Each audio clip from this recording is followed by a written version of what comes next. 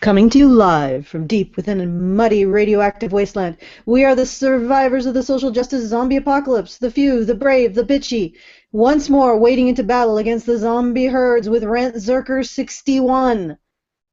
Pity the titties. Anita style. Okay. Alright, so there's going to be no bullshit today. None. No talking about kids, no screaming, dog, I kill you, no wittering. We go right into it. Unless there's and everybody's silent, so that's good. No, that seems to be. I mean, that doesn't seem to be directed at me. So. Okay, good.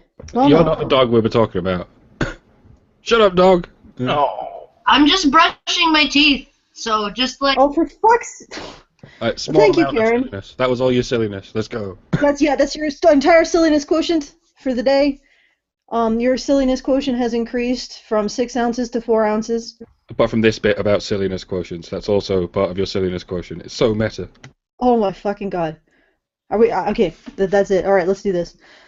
Because we've still got 16 minutes of this shit to go through. So. Amazing.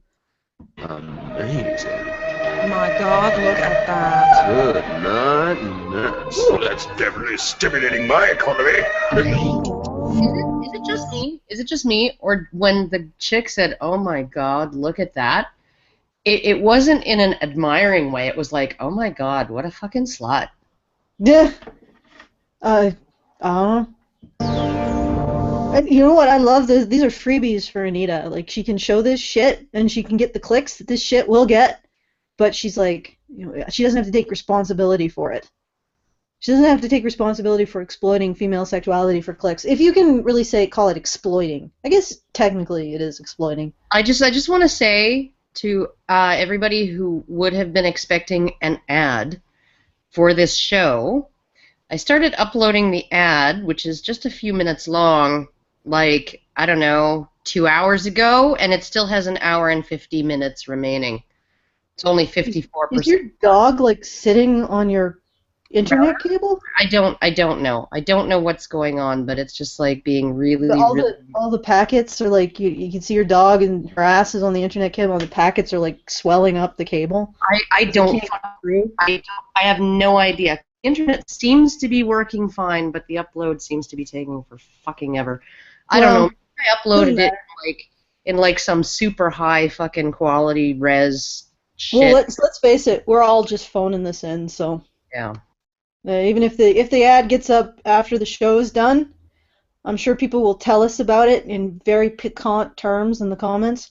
Oh, but whatever. It will eventually go up, but it's just like, yeah, it's taking for fucking ever. If you actually want to see Rantzerkers when they happen, you could subscribe to this channel. There you go. All of you who don't do that, but can I talk about something that's a little related to the video?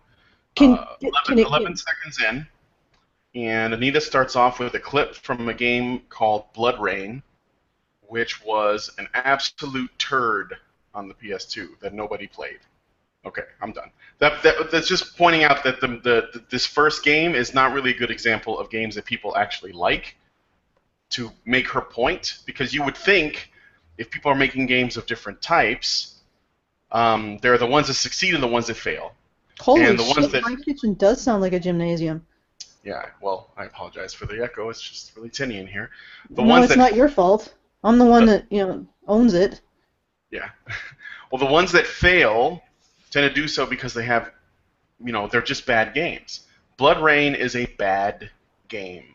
So I don't know what she's trying to show by using that as her primary example for whatever this topic is going to be, which I imagine is. I think she just couldn't. She couldn't resist the woman coming down the curved staircase like Scarlett O'Hara, kind of thing, right? To make an entrance. I mean, I think that's probably she chose a woman coming down a staircase, sort of dressed in a way that will catch the eye. It was just the perfect thing to open the video with. I think that's what it was.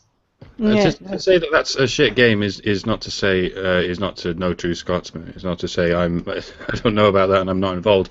I mean, I think Anita's point is, well, everyone's point is sex sells, and Anita's point is, so why does sex sell?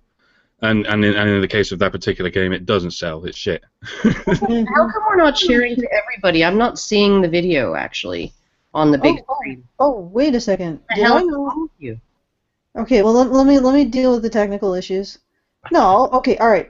How's that? There you go. No, maybe. What the hell? What's wrong with you? Like everybody else, can you guys see it? Yeah, it's got full screen. Yeah. Oh, for fuck's sake. No, it's getting better now.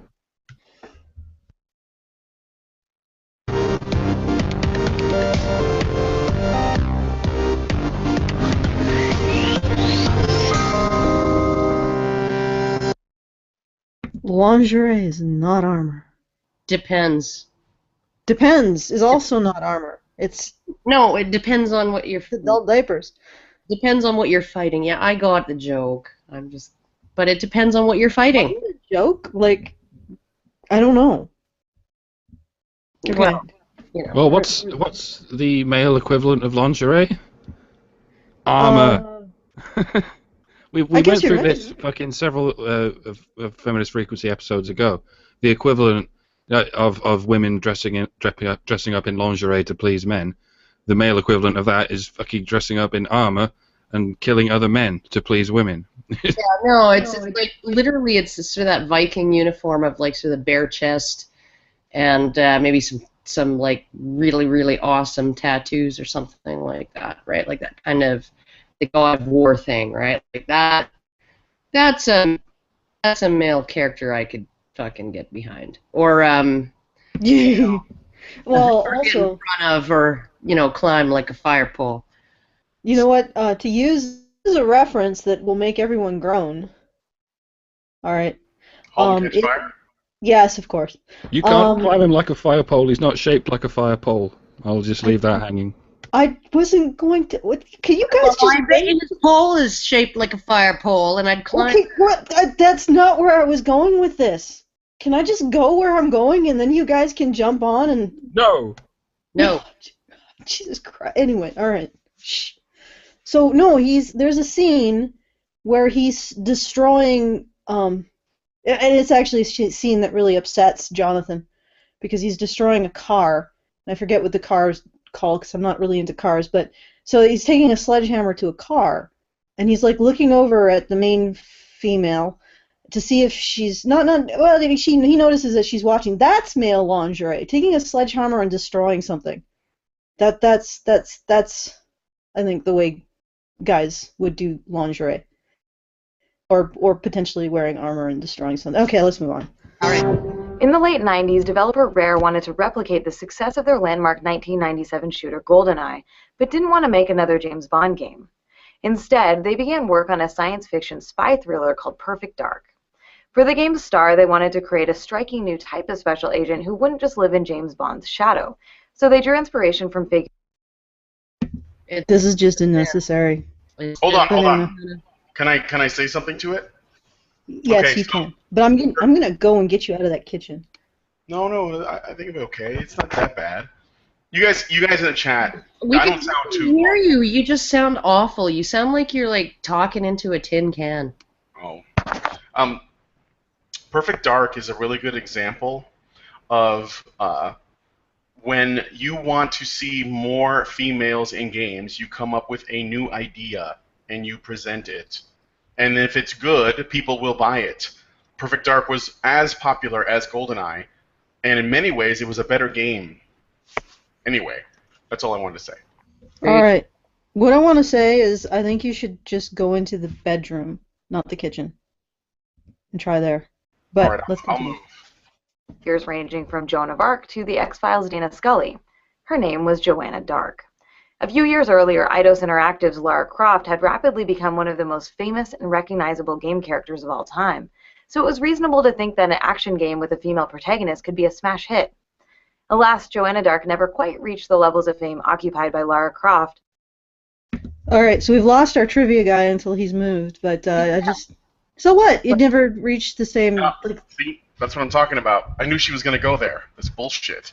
I mean, the only reason why the Perfect Dark games probably didn't do as crazy well as Tomb Raider was because Perfect Dark was limited to one console, the Nintendo 64, which didn't actually have as many consoles sold as, say, the PlayStation or the Xbox, where Lara Croft was residing. Also, aside from the fact that also too, I would say as well that the main buyership of the Nintendo 64 was, you know, like people with kids, you know, playing games like Mario and Yoshi's Story and frickin', you know, it was a little more geared towards a different audience. It wasn't necessarily geared towards an audience that would want to play this kind of spy action game.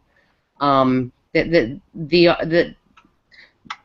audience for the consoles itself, the market for the consoles themselves were a little bit demographically different, right? So a game like this made just for the 64. Yeah, and I'd also like to point out that Brian's sound is significantly better. There you go. Yeah. So Perfect Dark, I don't think that's a good. She's making a false comparison, but you know that doesn't matter because her point is to tell us that Lara Croft does better because sexism. Is it really? Well, like, No. Wait. I have not seen this video yet. I'm sure it is because that's where it's going. Because Laura wears short shorts and you know and she's Joanna, curvy. That's not where it's going. It's not where it's going. Joanna actually has like metal shin guards and metal thigh guards, and she's completely covered from top to bottom. Even her wrists are covered. Everything to her fingers and you know and everything other than above the bottom of the neck, right, is completely covered. And so of course Lara Croft got better sales because she shows more skin and has bigger tits. No, I don't know if this is where she's going with this. I think she's actually going to take aim at Perfect Dark. This is on top. though. One other thing too I want to point out is that actually there are a lot of people that really want another Perfect Dark. And there is a demand for this game. But Perfect Dark was still a big success. Let's take a look at a commercial for the game. Welcome to 2023. Big businesses now merge with alien nations. Okay. Big businesses now merge with alien nations. Okay, interesting. Well, no, that's what she's criticizing in this commercial, I guarantee it, is, you know, this image of a woman she's nude in bed, and she's getting out of bed, she's getting in the shower, it's going to show her showering, right, and all of that stuff, and it's all using her sexual body to sell the game. That's what she's getting at. You don't even listen to the voiceover, right? Okay, and we do have to describe it a little bit for the viewers at home who aren't actually watching this, but yes, this woman is naked, she's getting into a shower. An ancient war is being fought under the sea. The president is about to be cloned. Now it shows her taking a drink, her like beautiful, supple lips, right? Very, very, very good close-up on her taking a drink of a drink that is the color is in stark contrast to the color of her gorgeous pink little puss there. Her little. All right. Yeah, let's move on. You notice it doesn't show her eyes. That's the whole point of suspense. You show part of a person's face, but not another part. Whatever. To try and save the world. So you've got an important decision to make. What are you going to wear? I saw panties. To work. From the team who brought you GoldenEye or N64, meet Special Agent Joanna Dark in Perfect Dark. Okay, I had to banana that. So essentially she walks in, they say, what are you going to wear? She walks into her munitions dump. Closet, and then and it opens up and the doors open, and then it's just like this back room behind the false wall, and it's full of guns and all kinds of shit. Yeah, so it's essentially a play on expectations. All right, let's find out what Anita has to say about this. Find out that the only person man enough to handle a job like this is a woman. Can Can you imagine an ad exactly like this, only with Marcus Phoenix or Master Chief getting out of bed naked, taking a sexy slow motion shower, putting on his sexy underwear, and the narrator saying that he has an important decision to make? I am imagining it. I want it to happen. Me too. American Psycho is a bit like that. Sorry, women are a bit like your average male psycho. It's not my fault. Okay, yes. No, hey, that's right, because all of that characterization was, you watch that and you're like, this guy, there's something wrong with this guy. But he was essentially just doing what this woman was doing, and you don't look at her and say, there's something wrong with this woman. So in order to be a narcissistic sociopath, a man just has to do what most women do every day. Well, I don't know what that's saying, but she definitely didn't go there. So let's. I mean, Anita, like, that should happen. They should do that. They probably wouldn't sell anything, but look at some of the, of the sort of, you do have that whole war thing with the Karen. You've gone robot. Yeah, Karen, you've gone robot.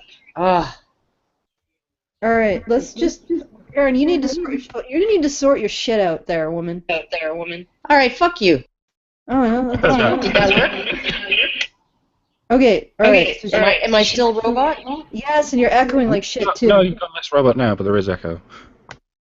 Okay. One quick point I had to make. I'm pretty sure there are many action movies in which there's either an opening shot or a shot somewhere in it where the hero gets up half naked, looks out the window, but there's generally a woman in his bed. He can't just do it by himself, because then he looks like a lonely fucking can't find a woman dickhead. Women have the luxury of being able to do it on their own, and they look like strong, independent characters.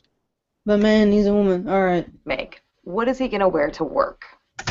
Okay, I'm just gonna pause this because this is a good place for a banana, so we can get as much of this as possible. Because Anita is actually gonna create it, but only to point fingers at the original one with the woman, not just because she wants to do it, just because she wants to stand in judgment of someone else's work. Okay. Welcome to 2016. There's a war out there. Somewhere. You're not sure where exactly. Anyway, the important thing is you're Special Agent Jake Grimshadow. It's your job to save the world. The only question is, what are you going to wear? Wait, what? What? That's excellent. Wait, is that supposed to be... Are they insulting, like, the idea that a game like that would have, like, kind of a dumb premise in terms of its advertising? Or are they criticizing the game itself for existing? Or are they criticizing the idea that they could swap the genders? Like, I don't get what they're going for here. Like, we're supposed to find this absurd? They're making fun of every element of the app. Right, so something or other we forget, like. Okay. Yeah, no, making fun of every element. You're really fucked up. You need to cancel that upload. Cancel your fucking upload. Cancel the upload. Damn it! Shh, go cancel it. All right. No, but I think they're saying that the gender swapped version is so absurd, and yet it isn't really. No. Except that when they did the original female version, or the original female version was semi-serious but kind of tongue-in-cheek because it was a little bit silly. Plus, the game is nothing like that. I think this is just a case of, frankly, with the original advertisers not really knowing what they were trying to sell, and they were just basically like, "Oh, it's a woman. We'll just make it about that." But they probably didn't really know the game very well, which is why it's so. It's done in a very abstract way, and they just focus on the fact that it's a female character. But that's not really fair to Perfect Dark itself. What Anita should be criticizing in this case is the advertising, and not necessarily for being sexist, but perhaps for being lazy. But this is trying to make the whole idea that you would make that, the case completely absurd, and especially if you from somehow in Anita's mind, making the character male is way more ridiculous than the character being female. Then really what the exact same ad. the question I'm asking now is, do we say, oh, because if you put a male in that position, supposedly Anita thinks it's ridiculous, should we stop putting women in that position, or should we get to the point where we don't think it's ridiculous to watch a man put his underwear on? Because I didn't find that ridiculous. I think that the hair on the back was a little bit interesting choice, aesthetic choice. Right. That was a ridiculous choice. Am I coming through okay now? Did you cancel your upload? Oh my fucking! I have to cancel it now that it's like 85% done. You can pause it. That might help. No, I don't think. I think she can only cancel it. She can't pause it because I think that's pretty sure that's why she's going roboto. And to be honest, Karen, your ad probably will. Well, whenever whatever's going on with your internet is resolved, your ad will probably go up quicker. All right, how's that? Yes, that's much better. Continue. And fuck you, YouTube.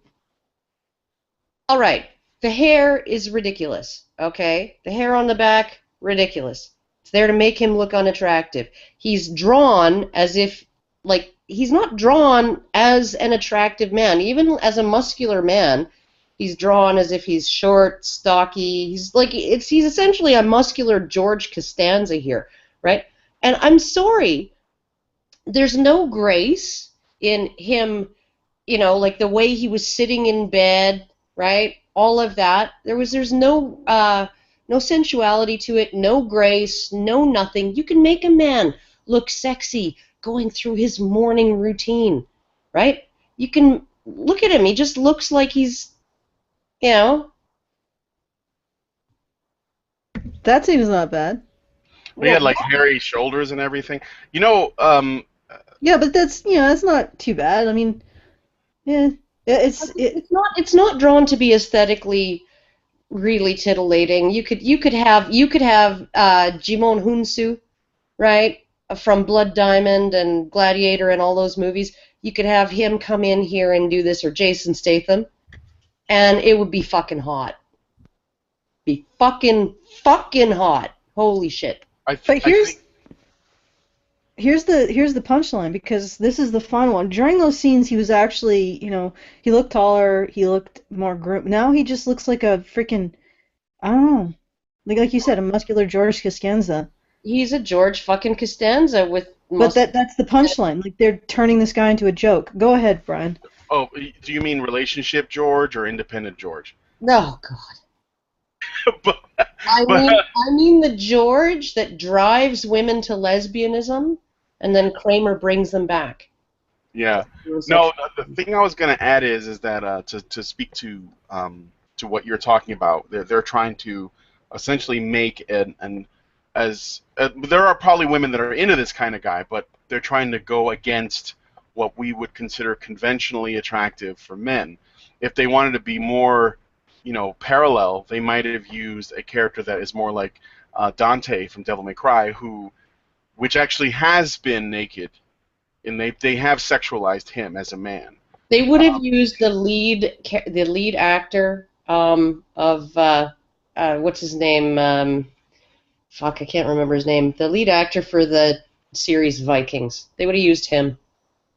All right, this isn't a fair comparison. Wait, what? What? A commercial like that would never happen, nor should it. But why not? Why should we not have that? Like, seriously, what are you against? Are you against human sexuality, period? I think so. Yes. Well, yeah, Jesus. Like, okay, like I said, there's two scenarios here. Either women shouldn't be portrayed that way, or we should be able to portray men that way, or in a male equivalent. And what the hell's wrong with either? Like, ultimately, how can something that's so fundamental to being human, our sexuality, suddenly become such a toxic thing? Silence. Well, objectification, Alison. Yeah, which is total bullshit. It actually refers to an actual psychological disorder which is crippling. And feminists need to stop using that word. They do not know what it means. Joanna is treated differently than her male counterparts. Even though Perfect Dark is a first-person shooter, and as a result you rarely see her in the game itself, By focusing on her getting dressed, this ad encouraged players to think of Joanna's appeal as being rooted in her sexual desirability rather than her skill as a special agent. That is a stretch. That is a stretch. Maybe the whole thing is just, oh my goodness, it was like it came in at a time when you wouldn't expect the protagonist of a game like that to be a woman, and they were like, oh, here's this woman, and she's just like, she's a woman, she's an attractive woman, she's getting out of bed, she's going about her morning routine, you know, she's just, and then she's going to get dressed in a nice frickin', maybe a sexy pantsuit or something, right, you know, and she's putting on her makeup and stuff, and then she's fucking she's locking and loading all of her fucking weapons, and putting on an armor plate, right? And that's what she's doing, and so it's a novelty at the time. It's unexpected at the time. I'm not even sure it's unexpected, but I want to point something out. The gameplay, her skills are absolutely essential to what this is actually advertising, to the actual product, because you play as her. You take on her skill set and you use it to defeat the game. That is the central part of this entire piece of media, is her skills. Just because they use this ad is irrelevant. It's her skills that sell the fucking game. Yeah, the ad is that's completely just beyond the pale. The ad for the game is not the thing that got people to want to play the game. It was the fact that it was made by the people who made GoldenEye, which was a cult hit that made people want to play the game. I don't even remember that ad. I don't remember seeing that ad. I'm not saying it didn't exist. Obviously it did, but for Anita to try to make the claim that Joanna Dark has no personhood because an advertising company that clearly didn't really either know or have an interest in understanding what makes this game sellable went ahead and made a sexy, sort of advertisement to sell a game that was probably going to sell itself anyway, and then it's retarded. Yeah, but I mean, the ad itself was completely subversive. It was actually subverting the thing that she's criticizing, right? Because, you literally have this opening that it's like, essentially, it's just like, okay, this is for a video game, and oh my goodness, there's a sexy woman, and it's just going to be like just yet another sexy woman, blah, blah, blah, blah, blah, and then it turns into something different. It was completely fucking subversive. It took the trope and subverted it. Yep. So you end with, from that ad, you go from, oh yeah, this woman's appeal is her beauty, and then suddenly, no, her appeal is her skill with weaponry, which is exactly what happens in the game. That's what makes the game appealing, is this individual's skill in it. Well, because you play as her. But go ahead, Brian, you wanted to get something. Oh, the other thing is, by the way, James Bond, which was the central, game from the previous title that was made by the same developers at Rare. James Bond is not a sexual character.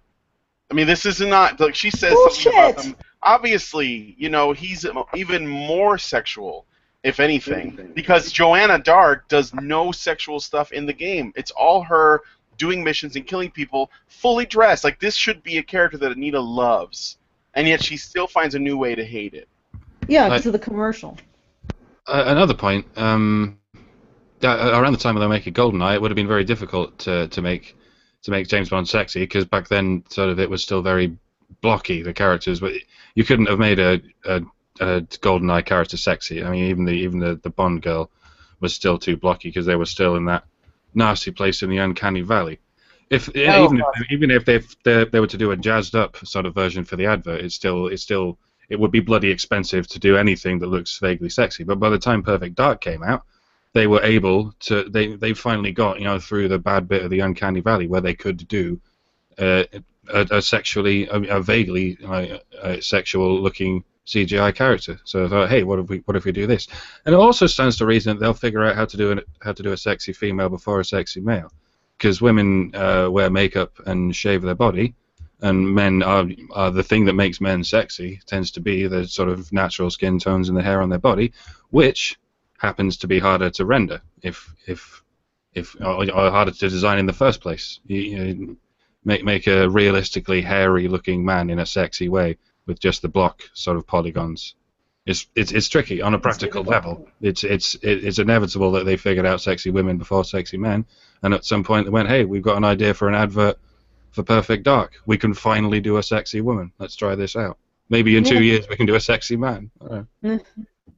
A character's clothing is one of the first things we notice. It's an important part of our first impression of who that character is, and as such, it's a way for designers to immediately communicate to players what is most important and noteworthy about them. I think that the first thing we notice is whether or not the game sucks. Yeah, probably. And I'm just doing this for the banana. And also because it's a natural pause. Female heroes in video games might be special agents or soldiers or treasure hunters by trade. They often find themselves in dangerous, physically demanding situations, fighting off bad guys and saving the world. They are typically performing activities that call for practical or protective clothing. But when we look at the types of outfits that female characters are made to wear, we can... Made to wear. Well, they are, because they're female characters and they don't have any... Yeah, but the men are also made to wear in... Yeah. Like, it's an absolutely ridiculous statement when you're talking about a character that somebody has designed. Anybody remember Turok? Yeah. Turok Dinosaur Hunter. Wasn't he wandering around in a loincloth and those kind of those weird leggings that some Plains natives used to wear, or no, not Plains natives, but like he was walking around with no shirt on, his chest bare, shooting dinosaurs with arrows and shit, right? And his body was on display. You have to wonder how often he died, or when he came back to life. It was when he came back to life, and he was like, "Oh, I am Turok," and he like rose up, and his back was all arched, and it was like, "Oh yeah." Go ahead, Mike. You have to wonder how many times they do games like Turok where it's not from eye view, it's from just behind the character, so you're constantly following a half-naked dude and looking at his ass. How many times that makes it to the testing stage, and it gets lots of people saying, "Oh, I'm sick of staring at this guy's ass. I feel gay." So they change it by the time it gets to the publishing stage. So people complain when there's half-naked men. But then when they do it with women, no one complains. So who's being discriminated against here? Fictional male characters, it would seem. I'm not bothered by that, but Anita, you got it upside down again. Yeah, that's like, it comes back to my original question. Is the problem that we do it to women or that we don't do it to men? In my opinion, I think we should have more expression. Bring on the half-naked man ass. More ass, not less. See that they're both sexualized and completely absurd. No, they're not absurd. You are absurd. Ivy from the Soulcalibur games is a bold warrior who finds herself in battles where sharp, deadly weapons are being used, and protective armor would be a must. But the clothing she wears, or lack thereof, is not exactly intended to keep her safe. Well, neither is the clothing that the person she's fighting. Well, she's also a woman. That's probably what Anita would say. It's all the women's. But the thing is that there's a precedence for this. The barbarians in not barbarians, but like the Celtic, I think, would wear fucking blue paint into battle and nothing else. Yeah, blue paint and fucking and maybe some clothes. No, not yet, but not so often. They just went naked because of the intimidation factor. And also because armor can make it more difficult to dodge. And if you're not gonna wear armor that can take a direct hit, you might as well not be wearing anything at all. You might as well be naked, because that's the maximum agility potential. Now, admittedly, her attire is not, I don't think it's maximizing her agility, but it's certainly maximizing her distraction factor. Her boobs are flopping around, I guarantee it, if she was in a realistic bouncy world. But a little more support there would be probably in order. But yeah, I don't. Well, it's a good thing this isn't meant to be realistic. In a game where you're fighting with magic swords and you're fighting against the undead and demons and stuff. But let's not get too crazy with the fashion, because we don't want to be too far off the mark in terms of realism. Yeah, for all we know, she could be wearing invisible armor. We don't know anything. The thing is, this is the thing. If Anita was the one that got to decide what is considered practical, because feminists are always doing this shit. They do it in comic books, they do it in film, they do it in video games. They're always thinking that the armor has to be practical, and they only do it when it comes to the women. And the fact is, if we were to try to figure out what it is they wanted, everyone would look the same, and it would be boring as shit. This is artistic license. Yes, Ivy is intended to be sexy. Ivy, the character, sees herself that way, too. That's part of her appeal. But it's not actually fair, as in the same fucking game, there's a woman named Brunhild that wears a full head-to-toe plate armor, because that is her character type. And so she's cherry-picking here. Now, of course, Ivy is the obvious one, because they always go with this, because she's voluptuous, and she doesn't wear much, and she shows skin, and she's actually got this... Her personality is kind of like a dominatrix thing. So they did a little bit of that in the costume design and everything else. But they're doing it for artistic appeal. But Brunhild is the knight, and she has a spear and a shield, and she's completely clothed, not just clothed, but armored from head to toe. But Anita's not going to talk about that, because she's more interested in cherry-picking these in individual instances. Oh, yeah. I gotta say something. Okay. All right. If we weren't employing artistic license, if we were trying to be practical and realistic, there wouldn't be any female soldiers. Period. Okay, and regardless, even if there were female soldiers, they wouldn't have their hair covering half of their binocular vision.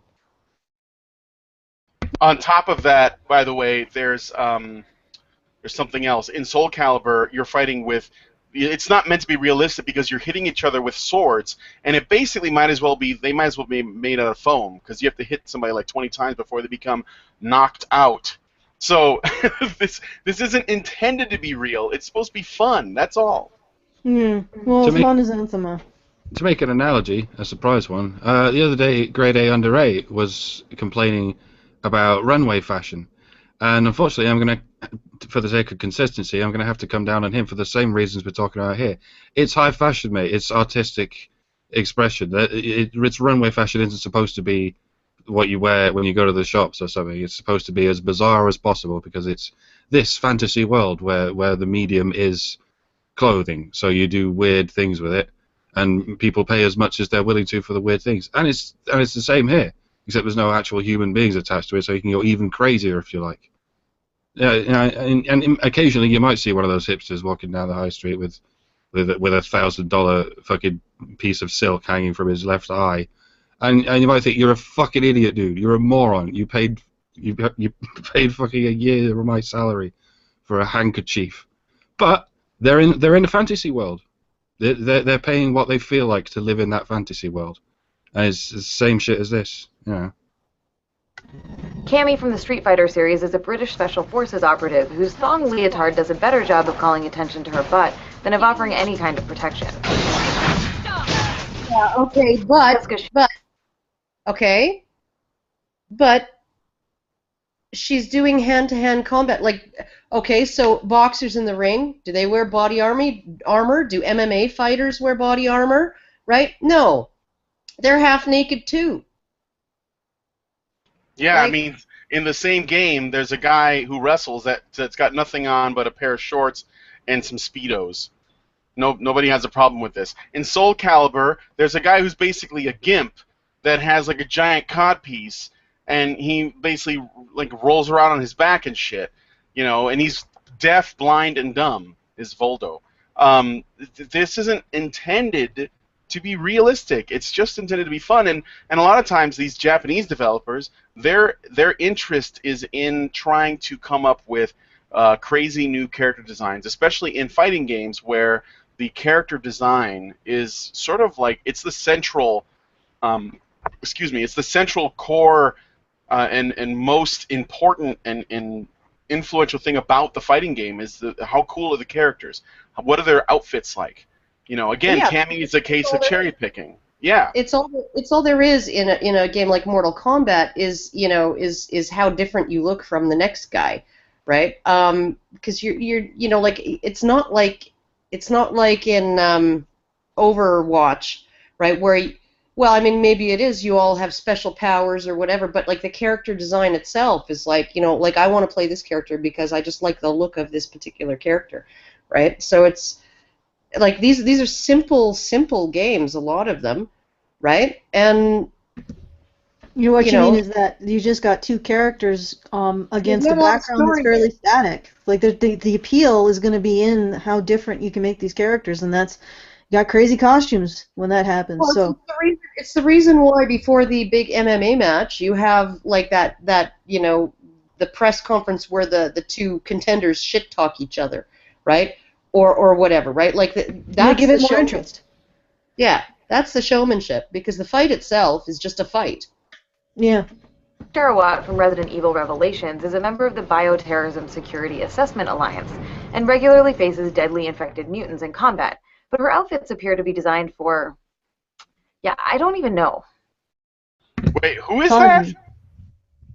She said we're at Resident Evil, and she's part of some sort of cyber protection group. I want to look up the name of this character to make sure that's not an alternate costume, because I mean, it may not be, but in the Resident Evil games, there are the costumes that they are supposed to have, and then when you do multiple playthroughs and stuff, you can unlock other outfits, and the other outfits are more just sort of like fun. They're not supposed to, you know, be representing the story. Like they're just sort of these crazy outfits that you get, just because you want to change the visual look. So I want to look this up and see. From Resident Evil Revelations is a member of the Bioterrorism. Okay, so I've got to go back a little bit further. All right. Yeah, I just want to get her name. Sorry, this is a little bit tricky. From Resident Evil Revelations is a member of the Attire does a better job of calling attention to her butt than of offering any kind of protection. Jessica Sherwood from Jessica Sherwood. All right, I'll look it up right now while you guys keep going. Okay. Female characters who are forced into impractical and objectifying clothing. Forced. Anita, dear, did your parents never tell you the difference between fantasy and reality? If these characters are forced, these female characters are forced, that means they have a will of their own to go against, which is not the case because they are imaginary. You cannot force a female character into anything because they don't exist. Well, it's like literally when you look at something like when she was talking about, you know, sort of the whole idea that these non-playable NPCs, right, and you know, and then you essentially put a set of inputs into them, and then, you know, Princess Peach will kiss Mario on the cheek, and that's like forcing a female NPC to do something, right? Blah, blah, blah, blah, blah. Okay, now as somebody who's written 4 romance fiction novels, right? Erotic novels. I get to decide. I get to decide what turns all the characters on and what turns them off, and what makes them, what inputs they need to get them horny, and what inputs they don't need. I get to decide all of that. Am I forcing them to have sex because I'm the one who's deciding, you know, when and in what circumstances and under what conditions they're going to feel the urge to have sex? Right? Yes. Like, that makes the entirety of fiction problematic, because we're raping everything. We're forcing all these fictional characters to do things that maybe if they were real they wouldn't want to do. Oh God, this is so fucking stupid. Oh, it's so... Regarding Anita not knowing the difference between fantasy and reality, I'm reminded of whenever you hear one of those sort of conservative Muslims in the Middle East yelling about the West and how they force women into these skimpy clothes because they don't quite understand that the women are doing it by themselves. I can't quite hear the difference between that and what Anita is saying about this reality, because she thinks you know, the game world is a world created by those evil white men far away. She's just like a fucking extreme Muslim, but one world removed from reality. She wants Sharia law in games. She wants Sharia law in games in exactly the same way. The fucking certain Islamic folks want Sharia law everywhere in the world.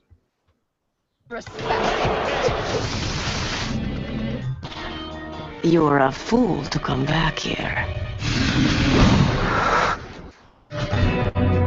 All right, let's begin! And instead of donning a breastplate, you dash into battle shirt open, navel and whatnot exposed.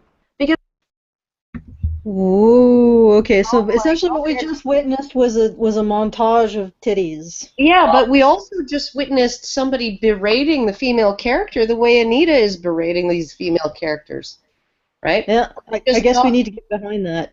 We just ran into battle with no breastplate, you know, shirt open, navel and all your whatnot exposed. Well, maybe she's going to be supporting that. Because clothing can shape our first impressions of a character and has a tremendous influence on our sense of who they are every time they're on screen, sexualized outfits can contribute to what's called the hypersexualization of female characters. Hypersexualization in the media occurs when a character is designed to be valued primarily for their sexual characteristics or behaviors. In hypersexualized characters, these attributes are highlighted above all else and made the center of attention, while everything else about the character is made secondary. Wrong. Yeah, I don't know. If Ivy did... real quick, if Ivy didn't actually control well as a fighter, if she wasn't really good at what she did in terms of how fun she is to play, it wouldn't matter how big her boobs were. This goes back to the first game that she showed, which is Blood Rain. Blood Rain was shit. So they tried to use sex to sell a shit game, and it did not sell that shit game. In fact, in that montage, there were a couple of other games that were shit, one of which is X-Blades. They tried to use sexuality to sell a game that was a shit game. And gamers know that it doesn't matter if the characters are sexualized or not, because that's not going to define whether or not they pay for the game. So Anita's wrong. She believes somehow that if you sexualize a character, people will only value the characters for their sexuality, and the fact that the game is itself or the character itself is good in the game won't matter. And that's a lie. By the way, Jessica Sharwat, that is actually her one of the costumes that she wears. Another one is a far more modest winter costume. It's sort of like with a big furry hat and like a coat and stuff. And another one is kind of like a cadet thing where she has like a little soldier's cap and a full outfit. But she's supposed to be some kind of a spy, and that's sort of like her spy gear. So. That was the thing about Jessica Sharwat. So yeah, that is one of her outfits, but she does wear a couple of other ones. I'm just wondering what's sexual about that thing that woman's wearing on her head. No idea, but yeah, I have to. As somebody who has had sex with women before, that's just an invitation to a hospital visit. Yeah. Okay. Yeah, I can see that. Ugh. All right, but to add on what Brian was saying, yeah. It does, Anita, you're talking about games.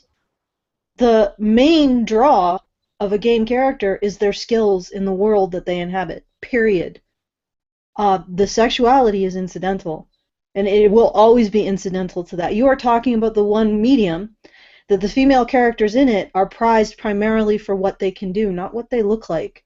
Whereas if you were talking about media, or like movies, and, I don't know, TV shows, you might have a point, because you can't actually play those actresses.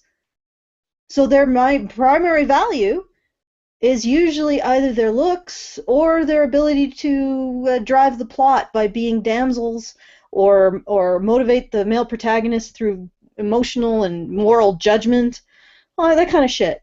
But in a game world, if a female character doesn't play well, if she doesn't have a good skill set, she's toast. She's not valued.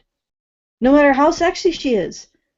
Nobody's going to play a pair of boobs on a stick that can't do anything in the environment, that just sort of trundles along. And all you do is just stare at it. Nobody's going to play that game. Hey, I just noticed this. She's wearing different earrings. Yeah, they look like kites. Interesting. They're still quite big. These are probably more expensive. Okay.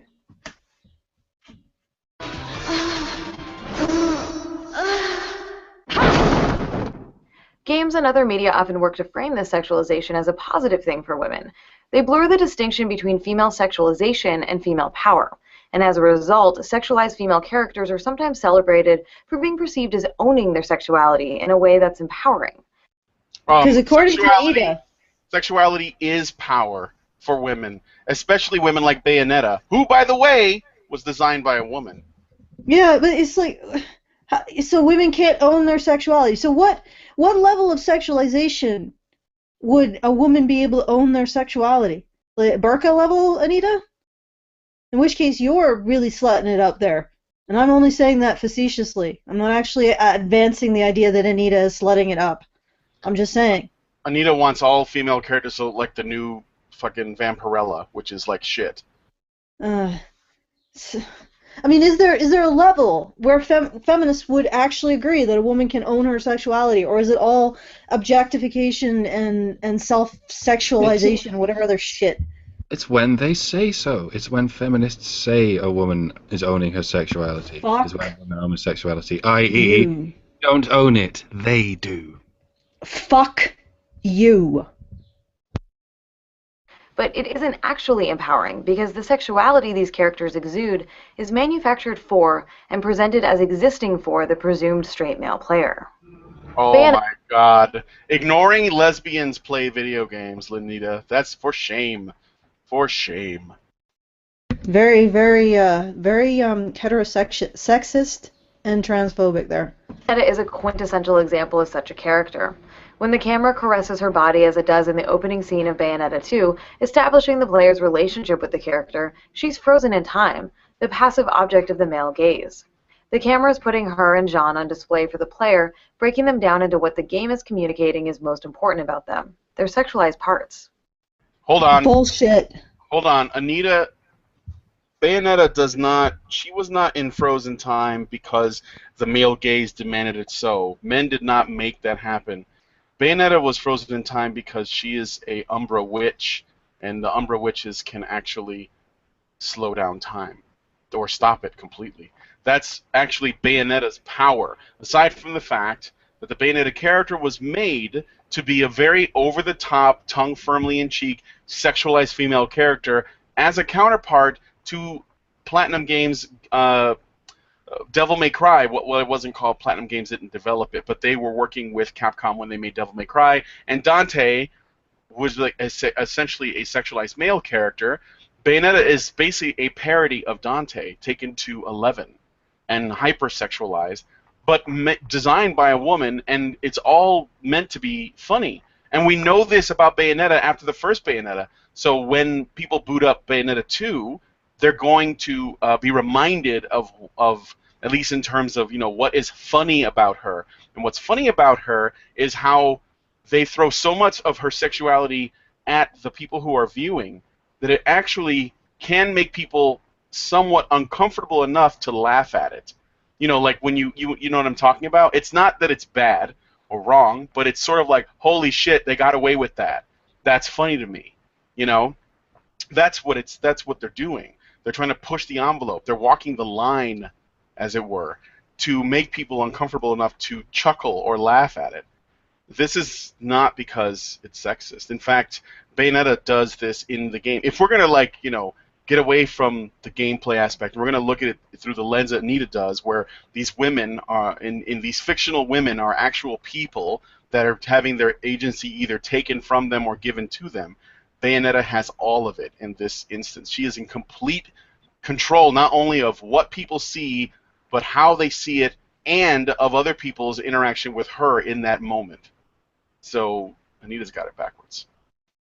And when Bayonetta starts moving, it's the player who has the power to control her sexuality as a weapon throughout the game, both literally and figuratively. She has an assortment. So essentially what you're saying is that the game makes Bayonetta's sexuality into a weapon, into agency. And so that Bayonetta is, by your own definition, the exact counterexample of what you're saying. You're saying that the character is sexualized and that depowers her. Well, no, her sexuality empowers her because it's used as a tactic in the actual game as a way of giving her more ability to influence the environment around her. Yeah, it's actually a gameplay mechanic. Is a gameplay Bayonetta's mechanic. sexuality is a gameplay mechanic, exactly. So that's the exact opposite of your premise. And if you cannot recognize that that's the exact opposite of your premise, Anita, then we can take your premise to its logical conclusion. Every woman or every female game character who has any kind of sexualization whatsoever immediately has her agency nullified in your schema, which makes you, Anita, the most objectifying person on the planet. Because you are saying every time a woman is sexy, she ceases to be a person and becomes an object. You are fucked up if you are advancing this honestly. If you're not, kudos. You've created a fantastic con. What is it about feminist description of the male gaze that makes the male gaze so powerful? Why is it that they think that the men looking at women is so incredibly powerful? It's like Medusa turning women into stone statues for their enjoyment. Where do they get that from? Because I think they have to afford men incredible powers in order for women to be able to judge men. Otherwise, if men were seen as weak or vulnerable, women wouldn't be able to judge them because, what would you be judging? Well, they still do, of course, but I don't know. It is like I just look at some of the premises that feminism is based on, and male gaze is like one of the most confusing. I don't think men have that power. I can't make my brain think that way about men, because as far as I can tell, the men that I've known are just human beings. And they don't think that there is a female version. Like if you say, well, what about the female gaze? Females check out men too. In fact, from what I understand, women check out men more often than men check out women. And they get caught less often. That's because we got good peripheral vision. Yeah, because they have better peripheral vision. And men have better tunnel vision. So when men check out women, they're caught more often looking at cleavage or ass or whatever. And women don't actually have to, their eyes don't actually have to move to their target. They can look at a man straight and check out more at once. It's like they have like a wider scope. It's the reason why like if you've seen the whole thing like where your mother, well, my mother would be like, bring me the key, like when I was a kid, she'd be like, bring me the keys to my car or whatever, and I'm like, well, where are they? And she'd say, well, it's right there on the table, and I'm like, I don't see it, and she's like, it's right there. And I'm like, what are you talking about? And then she'd walk over and grab it, and I'm like, oh shit, I didn't see it. Like I was looking, my eyes are like a spotlight. They're looking at specific places, and she can see the whole area. It's just, I don't know. Right. Men are different. Who to thunk it? Men have a gaze and we don't. We can tell just by looking at them. Isn't standpoint that's theory a good like point. Standpoint theory is inconsistent with male gaze theory, isn't it? That's a good point, Mike, because we have now an entire orthodoxy promoted by government, academia, and corporations in which women's gaze defines men. Manspreading, the way that women conceptualize men's activities, the way they look at men, actually is the way men are supposed to be. Men aren't just opening their legs because they have balls. They're doing it to oppress women by taking up more space. The thing is that this all comes back to that idea that fish do not understand water. We live in a world where women's judgment of men, the way women look at men, is so powerful that the government fucking makes ads, $1 million ads to promote it. And then we turn around and say that men's gaze is so powerful. Well, I'm sorry, I can't look at this evidence and agree with you, feminists. I just can't. It's so fucking illogical. Anyway, I think I've confused everyone enough, so let's go on. Of special moves called torture attacks, which involve devices meant to suggest BDSM and look like something you might expect to see in an exaggerated stereotype of a sex dungeon. But these sexualized moves have nothing to do with sex. They just obliterate her enemies. And a number of her attacks... Was it just me, or did that look like she just raped him to death? Well, she does have... I didn't really get a good look at it. No, but she was pounding his ass with her foot. Oh, yeah. Yeah, like, and Anita has a problem with how the female character, who is apparently simulating some sort of, sodomizing her enemies, that, the female character is being. Well, that's the one we should be concerned about. Well, wow. Bayonetta is a witch who gets her powers from hell, so she is operating under essentially what she's doing. They're called torture attacks because I guess the assumption is if you went to hell in this game world, these are the things that would be done to you. So she's just doing them to her enemies, which are usually angels, at least the first. Okay, but what I saw was she was basically sodomizing her enemy with her heel. And Anita has a problem with how that's portraying Bayonetta. Okay, alright, I'm just gonna walk away from that one. I think you're completely fucked, Anita.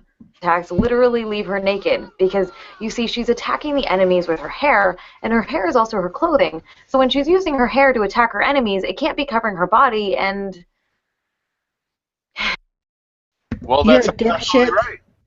You just completely glossed over someone being sodomized with a heel to focus on someone's hair being a weapon. Male disposability right there. And a really disturbing kind. I mean, I'm not going to say that you can't do that. Bayonetta can't do that. I'm just saying, it's really fucked up when you could watch that and focus on the woman being exploited versus her enemy being raped to death. I'm just saying. I'm just putting it out there. I'm putting out there that Anita needs to spend some time in a sex dungeon.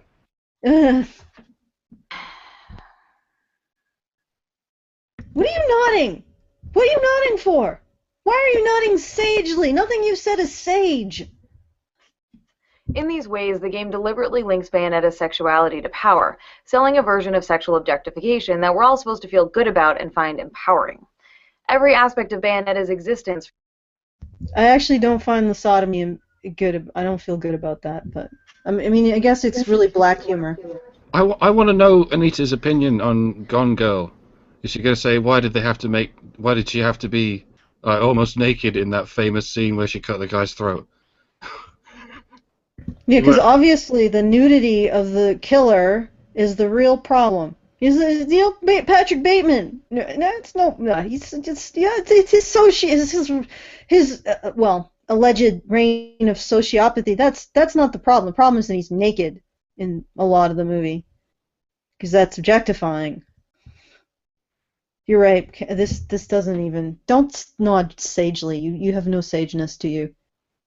From the way the camera is magnetically drawn to her sexualized body parts, to the pole dance reward for completing the game, is expertly designed to be sexually affirming and satisfying for a presumed straight male audience.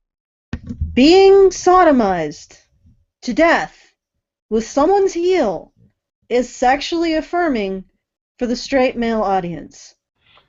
Can a straight woman enjoy this game? I don't know. Does the sodomy have to be to the death, or can it just be like, most of the way there? To the pain. To the pain? Because I could probably get into that.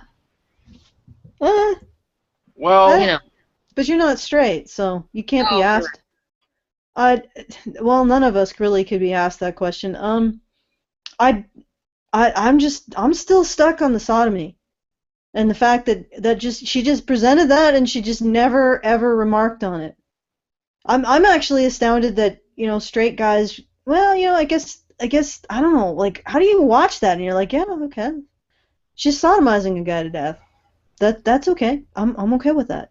Well, the thing is, when us gamers play these things, we realize that nothing actually is happening and that it's just zeros and ones interacting with each other. And then we just sort of we just enjoy the pixels and their dance, their beautiful dance of death, and that's it. It's just a means to an end. Whether she's stomping out somebody's asshole, or it's somebody getting stabbed through the back with a sword, or if it's somebody that's getting shot 360 no scope headshot, none of it matters to us. All we care about is this fun to play? Yes, cool. No, okay. I'm not buying it. Hell, let's imagine the reverse scenario. You said Bayonetta is based on Dante. Let's imagine Dante sodomizing a female opponent and Anita not saying a damn word. But he's naked, you know, like he's a naked man raping a woman to death. And here we have someone who's just not saying a damn thing about it. It's like, oh my god, the guy is naked. It's so oppressive. Look at him being naked as he's sodomizing a woman to death. The sodomy, that's okay. But the nakedness, god damn it, that's the problem. I'm okay. Like, if you guys want to play that, that's fine. I'm not gonna say you can't play that. I'm just saying, this is what it sounds like. What she's saying. I mean, just imagine, just move your head into that space and imagine Dante naked, sodomizing a woman to death, and Anita saying nothing, or nothing about the sodomy, but everything about, oh yeah, he's being sexualized because he's naked, because this is what just happened, and yeah, and we're just moving on from there. We're just laying it out there. We're just gonna move on. So I went back and looked at it, and now I know what it is you're talking about. What that actual attack is she forms a giant guillotine, and the enemy is in front of the guillotine, but they're trying not to put their head through the hole, right through the area to get decapitated, and so she's kicking them in the ass to force them in the path of the guillotine. So it's not so much meant to be a foot in the actual asshole as much it is as a kick to the rear end of the enemy until they basically are forced underneath the guillotine blade. That is exactly how you kick fuck someone to death, as it happens. Yes. Yeah, it just so happens that that's how you kick fuck someone to death. And also, the thing is that I've seen it before referenced, a man being sodomized by someone's or a woman's heel. So I really highly doubt that they weren't aware of what they were doing when they depicted that. Yeah, probably not. I mean, the Bayonetta games are pretty violent. So yeah, they don't really care. I'm pretty sure that they were aware that was what they were depicting. I mean, not graphically, but that act of having a man sodomized by a woman's heel. And of course, that's going to cause a shit ton of damage. So that's exactly what I'm referring to, and I'm just fucking amazed that this is just unremarkable to Anita. Oh no, it's only if it's only a problem if it's happening to a woman at the hands of a man, probably. And then this is not institutional, like. The guillotine's a bad thing as well. That's straight out of revolutionary France. But the sodomizing him to death with a heel is straight out of the Congo. Yeah, and the thing is that it looks like it's like torn between two options: sodomizing to death with a heel, or getting your head chopped off in the guillotine. So, and like I said, there is enough out there referencing this kind of concept of sodomizing a man to death, or not to death, but to considerable pain with a woman's heel, of her high heel, that I'm pretty sure that they knew what they were referencing when they did that. And it's astounding that, well, like I said, if it was the reverse and it was Dante sodomizing a woman to death, I don't think Anita would avoid saying that. In fact, I think that would spark 3, 4, 5 years worth of videos for her. I mean, she would never let that go. Never. And yet she just glossed over the reverse. But, you know, we gotta move on. And Karen's been unusually quiet. I've been fixing my faucet. Okay. If it seems like I'm frequently repeating the fact that the player is presumed to be a straight male, that's because it's vital to remember. This presumption influences and shapes so many creative decisions that are made in the development of many games. Let's see, target market is mostly male. It doesn't matter if it's made for straight males, if it's made by a woman. If this is anything, it's a woman manipulating straight white males. Surely. I mean, I know you like to fantasize that the world of games is just straight white men making these robots to manipulate other straight white men into fucking oppressing women. But this is that whole thing flipped over. It's a woman in charge of the fucking entertainment of thousands, if not millions, of what you presume is straight white men, Anita. But let's just get all the hands up from the fucking women who play Bayonetta. I presume it's quite a lot. Most of the girls who are gamers. Well, not most of them, but you know what I mean? There's plenty out there. There's call for this sort of thing. Well, not just from developers. What does it matter if the audience is mostly straight male gamers?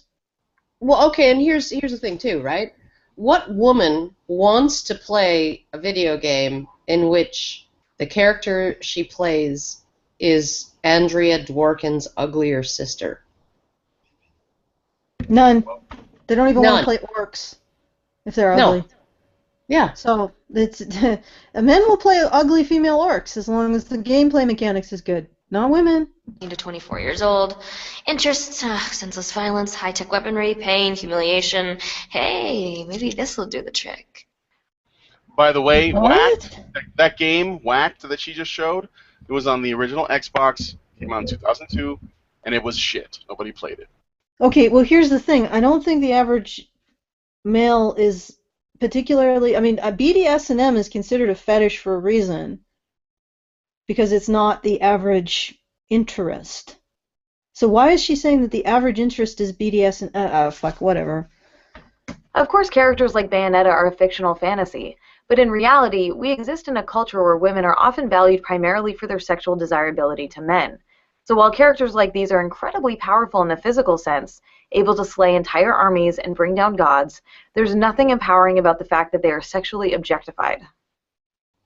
Okay, this is where I take issue with feminists, because the entire idea of a respectable dowager, of aging gracefully, right, as a woman, right, and giving up, right, all of that sexual power, right, that all disappeared when feminists destroyed the institution of marriage. That all went the way of the fucking dodo bird when feminism destroyed the institution of marriage. That was the institution where a woman could age gracefully. She could become a fucking Marilla Cuthbert or like a Judi Dench, right?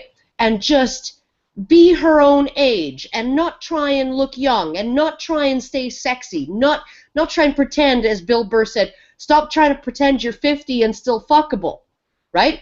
Okay? Like, but this is the world we're living in now. We're living in a post-feminist world, right? Where you never know, as a woman, whether you're going to be back on the fucking market, right? Okay? And now it's when women are obsessed. After feminism, right? When women have become obsessed with cosmetics and anti-aging creams and anti-wrinkle creams and frickin' this, that, and the other frickin' fad craze to fight cellulite and all of this other shit, right? That's all a product of the modern feminist and post-feminist age, right? Okay. Women didn't fucking worry about that shit 100 years ago. They were allowed to age gracefully. Their husbands still loved them. They still loved their husbands. You had Golda and fucking what's his name from Fiddler on the Roof lying in bed. Do you love me? Well, of course I do. I'm still with you, aren't I? Yeah, that's what you had. That's what your fucking people ruined to emancipate women. And now they never know. They never know if they're going to be without a man next week or next month or next year. And now they're obsessed with staying fucking fuckable until they're fucking 60. Okay, I want to actually add, because I don't completely agree with your analysis there, Karen, so I'm going to add a possible other way of looking at it. Then nobody has to agree with either, but I'm going to do that. Feminism has taken away a agentive wisdom, and wisdom is basically agency, but in a verbal way. It's a teaching kind of agency. They've taken away that role for women in favor of promoting this idea that women are victims of everything. So there is no role that a woman can grow into, that she adopts an agency, that she adopts an understanding of the world around her that she can convey to younger people. There's nothing there, because all she's ever been in her whole life in the feminist framework is a victim. Somebody who's had things done to her. She never learns how to take action in a wise and intelligent way because she never sees herself as a person who does take action. Because everything is victimhood, right? Including Bayonetta's ass. That's victimizing me, right, Anita? That ass right there, I'm a victim of it. I think you're right too. I think that's a huge part of it. But like honestly, like this entire thing with like when in the heyday of fucking patriarchy, women dressed modestly. Women dressed the way Anita wants them to dress. And they were also, actually, if you notice, patriarchal societies tend to like their women a little thicker, too, which is interesting. And tougher, capable, and more useful. Yeah, isn't that it's fucking interesting. Patriarchy seems to be another way of saying that women have some fucking standard they have to live to. And now that they don't have any other standard but to be the most attractive victim on the planet, guess what? That's the only standard that they're held to. And without any other, like, I mean, you could say to women, yeah, you gotta grow into a position where you become an elder statesperson, but you don't, because you never acknowledge that women have any responsibility for their society or for men or for children. So they have nothing to grow into, no responsibility to grow into.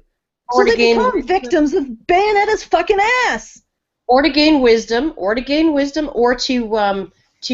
spend years gaining wisdom. Right, and gaining the respect, right? Because, you know, an elder statesman, he's not an elder statesman at age fucking 25, right? He doesn't pretend that he knows everything straight out of fucking college, right? Straight out of his gender studies course. No, an elder statesman, he took a lot of time, went to a lot of effort, did a lot of fucking work, you know, made a lot of sacrifices and did that. And so did Madeleine Albright, frankly, and Margaret Thatcher and a whole bunch of other fucking women who ended up being on the fucking public stage as middle-aged women, not sexually appealing to any, you know, to any broad range, maybe to some men, but not to the majority of men, right?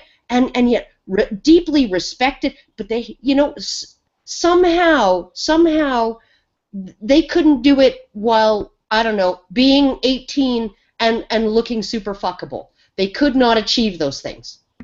Well, I mean, they wouldn't have had the gravitas necessary. It's, you know, and men have the same issue. When you're a baby-faced 25-year-old, you don't have the same gravitas as an older guy.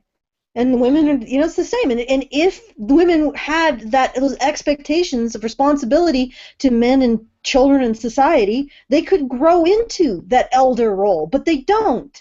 And here's, oh, God damn it. The fact that when you don't give women expectations and responsibilities, there's nowhere for them to go except to be the most alluring victim possible. Why do you think that the beauty ideal went nuts when feminism rose in power? Because the only role that feminism gives women is a victim. And when you see yourself solely in terms of how other people act on you, the only power you have is to be appealing. To either be make a really annoying sound that people just will do anything to stop, or actually be appealing, physically appealing, so people care. And you don't see the connection? Just fuck. All right, let's move on a bit. In fact, this connection between objectification and empowerment is extremely damaging.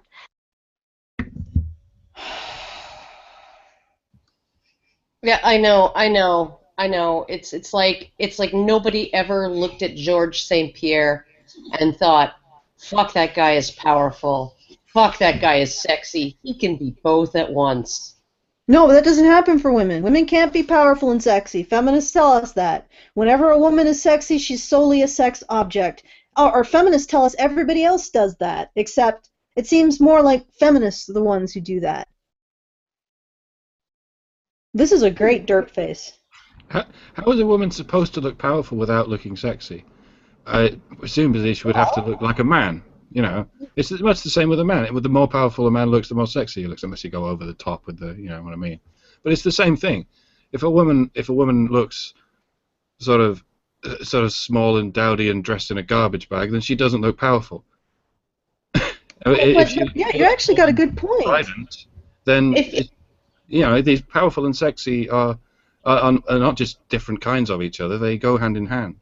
Yeah, but there are women like Brienne of Tarth in Game of Thrones who don't look sexy but do look powerful. I mean, like, she did look sexy when she was stepping into that hot tub, but you know, in her armor, she doesn't look sexy. She looks powerful. Madeleine Albright doesn't look sexy. She looks powerful. Margaret Thatcher didn't look sexy. She looked powerful, right? The Pope doesn't look sexy. He looks powerful. Yeah. I mean, what I think what Rantzerker is not saying that it's an absolute law that sexy is, powerful is sexy. He's saying that it's really hard to look powerless, and like there's a middle ground. There's a bell curve. At some point, you stop having that sort of primal I can get shit done sexiness. You can look powerful without looking sexy, but it's hard to look sexy without looking powerful. Yeah. And right? I get what he's saying, because if you look even at just high heels are fucking intimidating. They make you tall. They make this sound and they're based on a weapon, they're based on technology of war. So it's like they make you look intimidating. They make you look powerful. They make you look like somebody. I don't need to walk around. I got other people who can walk for me. And all the clothing and the war paint and the jewelry. In times past, that shit would be reserved for the powerful. So women get the accoutrement of Bronze Age aristocracy. They're basically wandering around looking like Bronze Age aristocracy. And that may be that they don't, because they can appropriate the visual symbols, like these are primal visual symbols for us, that this is a powerful person. That the average woman can wear these primal visual symbols of power. They don't even need to acquire additional power. They just look powerful. I think, you're onto something, Mike. Yep. Yeah. It's harmful to women because rather than asserting that women have intrinsic value as people, it communicates. Why do women have intrinsic value as people? Do you think that men have intrinsic value as people? Do you think that if men had intrinsic value as people, you wouldn't have noticed that guy was being sodomized to death? Because I'm guessing you don't think that men have intrinsic value. Because I picked up on that. What is sexuality if not defined as intrinsic value as a person? It's something you have without having to do anything. An outward sexual appeal. I mean, this is the whole head fake that feminists are doing. They can't get it through to their heads that being sexy is sort of automatically powerful in that way. It's power. Well, no. If you look at in evolutionary terms, and this is like the entire fucking dance. The entire fucking dance of evolution is being able to pass on your genes, which means being able to convince somebody to mate with you so that you can pass on your genes, which means being sexually appealing to other individuals of the opposite sex, right? That's if the entire fucking dance of evolution is propagating one's genes and doing what it takes to successfully do that, then being sexy is power. It's the only kind of power. Right? If women use their sexuality to gain power and men use their power to gain access to sex, right? Who's actually the power-hungry sex? Extremely damaging. It's harmful to women because rather than asserting that women have intrinsic value as people, it communicates that the kind of power available to women comes from men finding them desirable. And is damaging to men because it suggests that women who are liberated and empowered are also women whose sexuality is always available to men. What? That's a lot. Those are some serious stretches there. I don't even want to call them stretches. It just popped out of fucking nowhere. Brian, did you played Bayonetta, right? Did you get Bayonetta at the end? How many times was she raped in that storyline? None. None? Surprisingly enough, no. Yeah, no. I mean, because men feel like women's sexuality should have access to women's sexuality all the time. Oh my god. I thought that it would just saying it's just like a rape game, right? She's essentially saying that because people can create or male gamers can play a sexy female character, that means they have access to women's sexuality all the time. Yeah, I know. What she's saying is that it makes men believe that women exist for their sexual pleasure at any given time because they play games with sexy women in it. So I guess what she's saying is, if I play a lot of Bayonetta, and I have control over Bayonetta, and I can move her around, and I can make her jump, and I can control the camera, I can focus on her ass, and I can do her taunts and everything, then I can go into the extra modes and look at her costumes and dress her up how I want to, then that means that I'm going to take that experience into the real world, and I'm going to do that to real women because of my interactions with them in the virtual world. But somehow, okay, and I'm going to go back to old school patriarchy again, right? Somehow in the old school patriarchy where women were expected to dress like Anita wants them to dress, and they weren't considered to be sex objects to be used and thrown away by men and just taken advantage of and all of this, and their sexuality was not on display and all of this stuff. They weren't objectified like they are now. There was no Hooters in 1905, right? Okay, and back then, rape was a capital offense, right? Rape of women only, right? A crime that was defined as something that could only be committed by a man against a woman was a capital offense. It was punishable by death. It was the last crime against a person, right, that was non-lethal that could be punishable by death, right? I think treason lingered in some countries a little bit longer as a capital offense, right? But rape was the last non-lethal offense that you could get the death penalty for, right? So that's old school patriarchy. And now what do we have?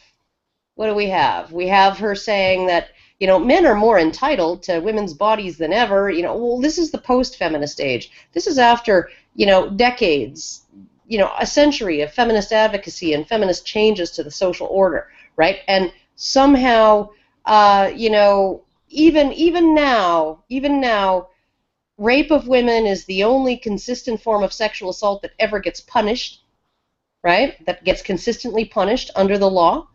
Right, and if not by the law, then by the tribal group that's going to lynch your ass for touching their daughter. Yeah, and so and essentially, right, even in this environment, she's saying that men feel entitled to women's bodies.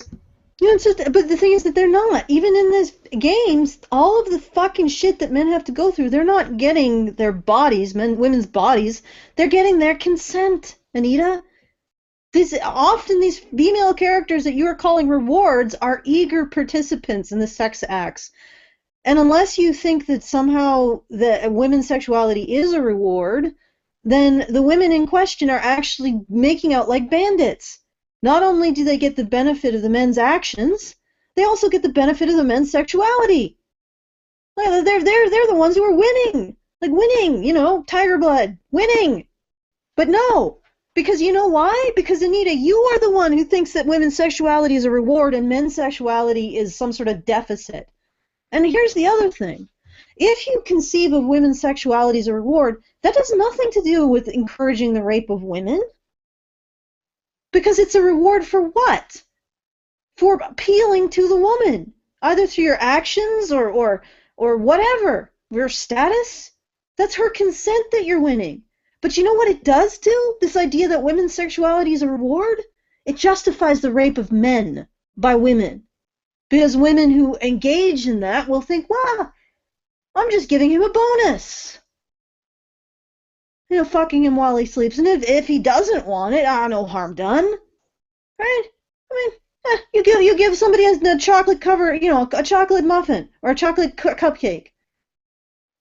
It's not that offensive, not. I mean, if they don't want it, who the fuck doesn't want a chocolate cupcake? What, are they gay?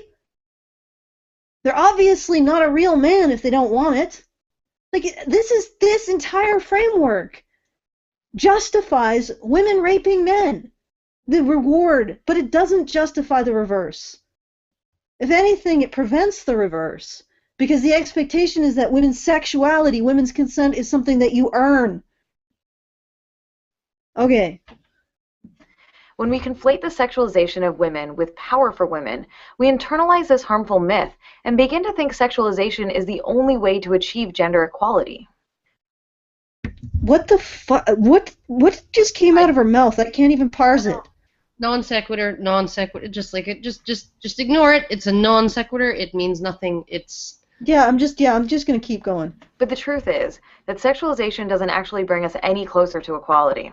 In her book Enlightened Sexism, Susan J. Douglas sums up the issue. Under the guise of escapism and pleasure, we're getting images of imagined power that mask and even erase how much still remains to be done for girls and women. Images that make sexism seem fine, even. What, this is like, okay, this is non sequitur quoting non sequitur. Like, could you stop with the non sequiturs, Anita? Like, this is there's no relation between these two ideas, equality and sexual empowerment. It's just like she's just decided that, yeah, we eat grapefruit, therefore women are oppressed. Like, Yeah. you're not. I'm trying to fucking see the connection. Under the guise of escapism and pleasure, we are getting images of imagined power that mask and even erase how much still remains to be done for girls and women. So if these are actual images of power, then what's wrong with them? Nothing. Okay, but also, if we're actually talking about empowering women and girls, then we should stop doing things for them. Yeah, like, you need to, hit a little girl upside the head, and if you want something done, you do it your fucking self. So suck it up, Buttercup. Can I? So is when she says, under the guise of escapism and pleasure, we are getting images of imagined power that mask and even erase how much still remains to be done for girls and women. So she means in the real world. Images that make sexism seem fine, even fun, and insist that feminism is now utterly pointless, even bad for you. So is she saying that when we fictionally represent women with imagined power and imagined sexual power, that it is destructive because it implies that feminism is no longer needed? Therefore, does that mean that representation doesn't matter in media? Does that mean that we don't need to represent women? That we didn't need a female Thor? That we didn't need a Kamala Khan to be Ms. Marvel? That we did not need? I think the female Thor has actually caused a huge amount of damage because, if anything, it probably just convinced people that feminism is now pointless, maybe even bad for you. Yeah. Did she just basically make an argument against all the shit that social justice warriors have been arguing for? Yeah, Yes. it's under the gaze of escapism and pleasure, we are getting images of imagined power that mask and even erase how much still remains to be done. Can you say male power fantasy? No, that doesn't count because reasons. Well, because they didn't actually say men were the ones who had to do it. I think that they would say that feminism is the thing that has to do all of this for women and girls, but, just like by lobbying men and convincing men to do stuff and, and getting men to sign the He for She pledge and stuff. Oh, well, so essentially what's happening is if we show women to be too powerful, we might think of them as being powerful, and we no longer think of them as being victims and requiring a feminism. I think that's right, and then we wouldn't need feminism anymore, and then where would feminism be? Please die. Feminism, please die. Just die. Just die! Die! It would be in the nursing home, pacing the hallways, 12 hours a day, trying all the doors and windows, like my father-in-law. That's where it would be. Die. Feminism, seriously. Die! I'm still on this power fantasy thing. So video games are giving women the false impression that they can command power and attention by dressing sexually. A total fantasy world. Whereas in the meantime, it's creating this male power fantasy where men are big, muscly, chiseled guys who go around saving the day and killing thousands of people and never dying. But that's a male power fantasy that harms women, you see, just like the other one harming women.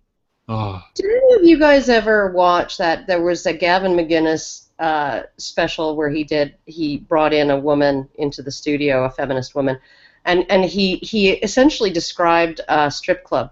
Female strippers, and he says, and all of you feminists and stuff, you think that, the men are in there, they're like, oh, look at that bitch over there, let's like squirt beer on her tits, right, and he's like, no. These men, they're just like sitting there, it's like a church, right, and they're just sitting there, quietly sipping their beer, right, and then this woman comes up and puts her ass like 6 inches away from his face, and he's just like, oh, I worship that, right? Like it's like he's like this is not something that degrades women.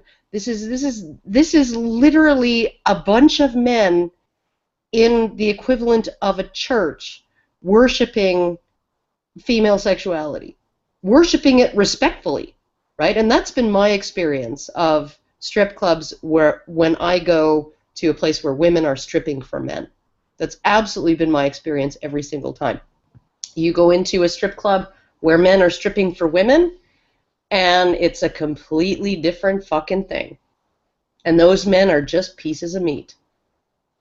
Fun, and insists that feminism is now utterly pointless, even bad for you. True power here has nothing to do with economic independence or professional achievement. It has to do with getting men to lust after you and other women to envy you. Some gaming fans have come up with all sorts of ridiculous defenses for the sexualized costumes female characters. Wait. But that's what it's all about for men, too. It's the climbing the freaking hierarchy is about getting women to lust after you and other men to envy you. Yeah, well, that's irrelevant because, I don't know, men can't be victims. Like, all of this shit makes perfect sense when you understand that men can't be victims and women always are victims. And, of course, ensuring that everyone believes that no matter what is the best thing for women. All of this shit makes perfect sense when you just hold that in your mind. All of the illogic, all of the non sequiturs, all of the weird smashing together of concepts that don't seem to make any sense together, all make sense if you just understand that one premise. Women are victims. Men never are. And that's good for women to believe that no matter what. Characters are often made to wear, like the idea that they dress in these outfits as a tactic to help them distract their male opponents. It's not unheard of for developers to sometimes rely on this harmful logic too. The superintelligent AI companion Cortana from the Halo franchise has always been depicted as naked, and when asked about why this is, franchise director Franco... She doesn't look naked. I'm not seeing any labia. I'm not seeing any nipples. No, I'm not either. She looks like she's in body paint or something. She's a computer. Naked. She's a computer program. She is a holographic image. Well, let's find out what they said. Let's find out what they said when inquired why Cortana is naked. Or not really naked, but, you know. Honor said, one of the reasons she does it is to attract and demand attention. And she does it to put people off so they're on their guard when they're talking to her, and that she has the upper hand in those conversations. It's kind of almost like the opposite of that nightmare you have where you go to school in the nude and you're terrified and embarrassed. She's kind of projecting that back out to her audience and winning intellectual points as a result. Okay. Meanwhile, you realize that Cortana has the ability to kill almost everyone that she talks to. Yeah, but the Celts fucking did the same fucking thing, you know, like blue face paint and like balls out. Yeah. Running into battle. You know what? I will say this: the guy who said that was trying to explain why Cortana was naked. I would have said two things to it. One, she's not naked; she's a computer program, and so you don't. Because once you like, if they framed the question like this, if they said, "Hey, why is Cortana naked in this game?" That is a leading question that presumes that the character is naked. So first, you cut them off at the pass. If you don't feel that she is, you say she isn't naked. Show me where her lips are at, and show me where her nipples are at. Or you say fuck you because I want to. That's why. You don't have to give them an answer to that question. That is because it's not important. That's my answer. If you ask me why I did something a certain way, I say fuck you because I wanted to. That's why. Okay. In fact. If you look, the developer of the game Dragon's Crown was approached with the same thing, where they said, you know, why did you make the sorceress so busty, and the Amazon have such a big ass or whatever, and they both wearing so little clothing, and he responded in a way that is precious to me, where he said, well, if you're into dwarves, here's a bunch of shirtless dwarf images. That was basically his way of saying, fuck you, I wanted to, that's why. I don't need a reason. Male AIs in the Halo universe do wear clothing. The idea of them trying to win intellectual points by walking around naked is ridiculous. But we rarely question the extremely widespread association of sexualization and power when it's applied to female characters. Usually the games themselves don't go into much detail to explain or justify. Anita, you realize that when a man struts around naked, he's a sex offender. You understand that? That powerful. He's just that powerful No, but seriously, that's how we see men who are naked. Cortana can be naked because we don't see it that way. We don't see her pushing her sexuality on a bunch of people that she can actually suffocate or throw out of an airlock because she controls all of their fucking living conditions. Did you even pick up on that, Anita? Cortana, as the AI that controls the ships that these people are living in, has absolute and complete control over every aspect of their lives and can kill them instantly if she so chooses. That includes the Master Chief. She has complete power. She's even more powerful than a prison guard over a prisoner. And she's strutting around naked and shoving her junk into people's faces. If you actually understood the concept of women having sexual agency, you would look at that situation and say, wait a second. That's not Cortana being exploited. That's her exploiting everyone else around her and getting away with it because we have this idea that women's sexuality is a reward. So that when someone, a woman, or not a woman, but an AI like Cortana, that could get you, can usually just open up a goddamn airlock and get you sucked out into space, decides to shove her junk in your face, you're supposed to treat it as a reward.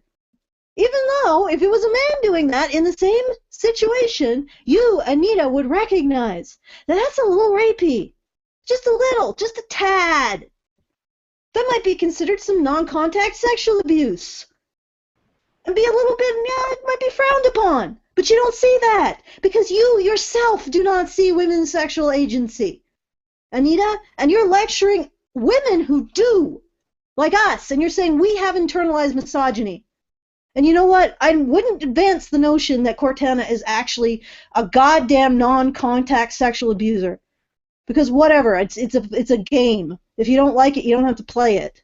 And essentially, the only people who are really being forced into the situation, and they're not being forced because they choose it, are the gamers.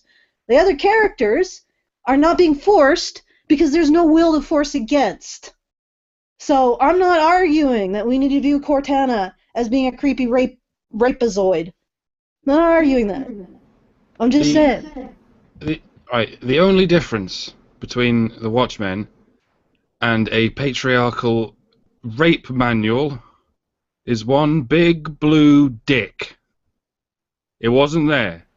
If it was some big immortal guy running around rubbing his junk in everyone's face, it would be offensive to everyone in the world, especially feminists.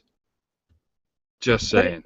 And the fact that the person who created Cortana says she does this to make people uncomfortable, if you were looking at this, if you were looking at this and you were able to perceive women's sexual agency and their responsibility to other people, you, Anita, would be saying, wow, what the fuck is going on here? So you're saying that this character who has absolute and complete power over the people in the ship that they control is rubbing their sexuality in those people's faces.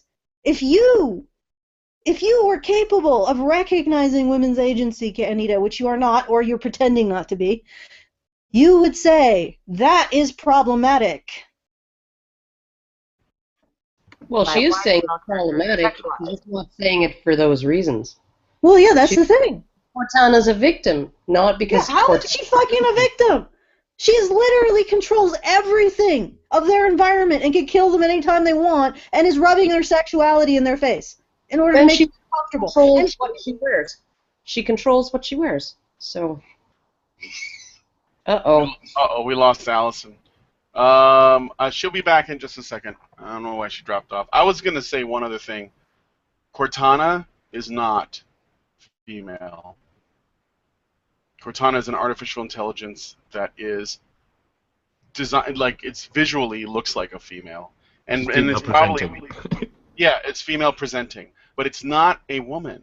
And it does not have a lack of or an excess of agency because it is simply as far as I know, it's just an artificial intelligence. It doesn't have a gender. You can't fuck it. You can't reproduce with it.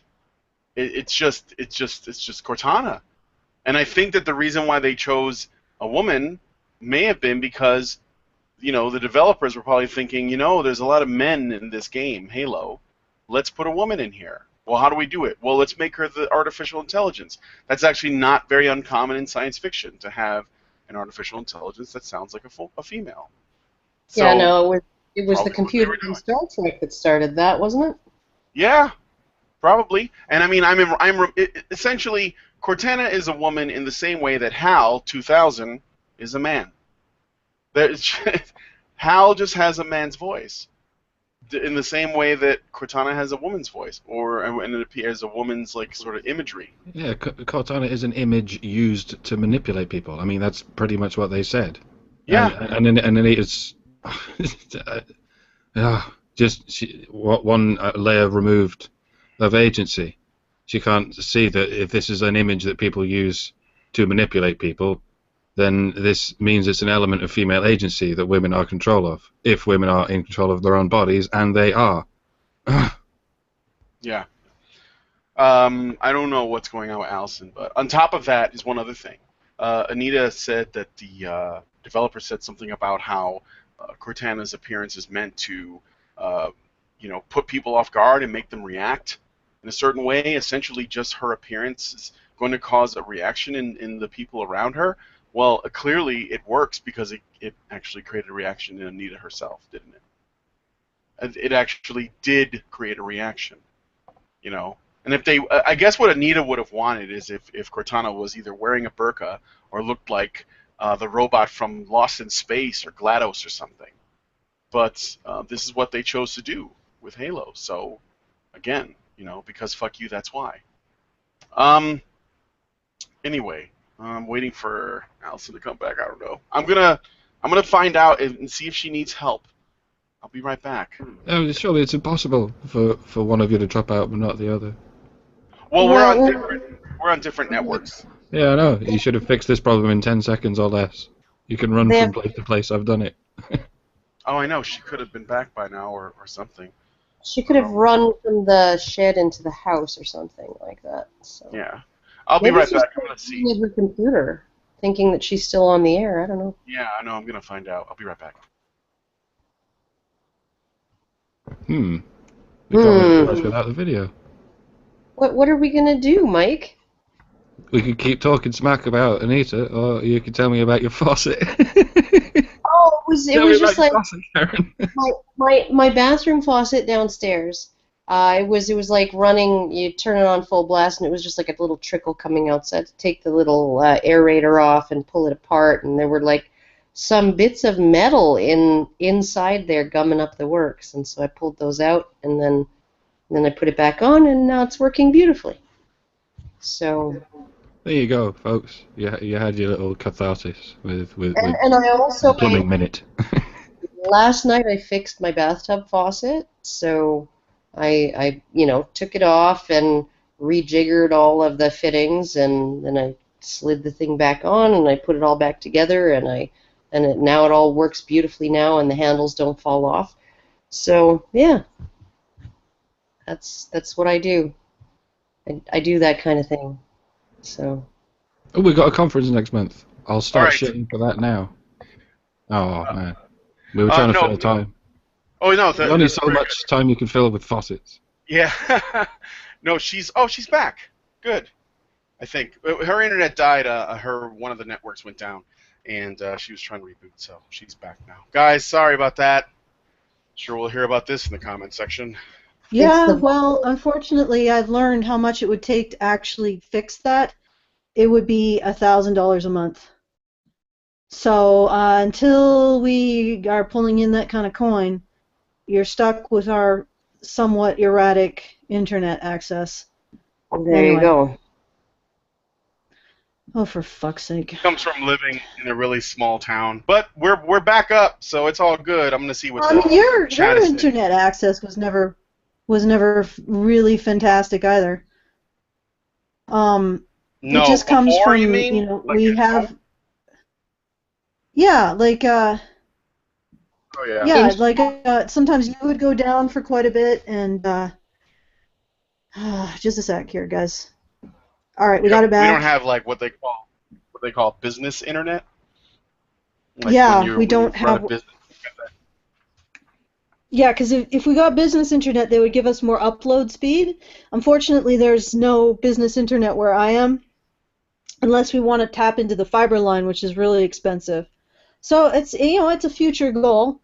If you guys decide you want like absolutely crystal clear, perfect quality, we'll either have to do the fiber line thing, or one of our sound technician volunteers has told us that he can probably put together a setup to deal with our line currently, but for $40,000, which would probably also necessitate another location to have the setup in, and so it's very, very complicated. There is a huge chasm between this level quality and a higher level of quality. So a chasm of many tens of thousands of dollars. Anyway, let's continue. We've dilly-dallied long. The last staff member who tried to dress her, breathing through tubes. Other than that, she's completely cooperative. She understands English. She never speaks, sweats, or breathes. What? So in other words, she has a completely separate physiology from us. But that's not... Yeah. That's just an excuse to have her naked. She's effectively a plant, according to the story. And as... I forget the guy's names, like... Jim Sterling has pointed out in a video he made, she breathes through her skin. But you see, Metal Gear has always been one to try to give us a situation with a character and then completely throw us off with like some ability or some trait that they have that seems to not make any sense at all. And then suddenly when you figure it out, it's like, oh, now all of it makes sense. It's all very, science fiction-y, or borders on science fiction. So. Well, okay, I'm guessing that there was a scene at some point where like they were trying to put clothes on her and she was like really struggling and resisting, or something. Not in the game, but as Ocelot there points out, he says they tried to clothe her. Now they're breathing through tubes. That's sort of glossed over that she's so capable, which she really is, that anybody who was actually trying to essentially dress her the way that they felt that she should be dressed ended up breathing through tubes. Sex positive feminists that are in slut walks and stuff, this person should your fucking icon. Just but saying. at the same time, if you realize that she breathes through her skin, then somebody trying to clothe her would be like essentially trying to put a pillow over someone's face and them struggling to survive, right? Yeah. Yes. Okay. Well, not with lungs, at least. She breathes through her skin. Clothing would suffocate her. And yet she's still wearing pants, by the way.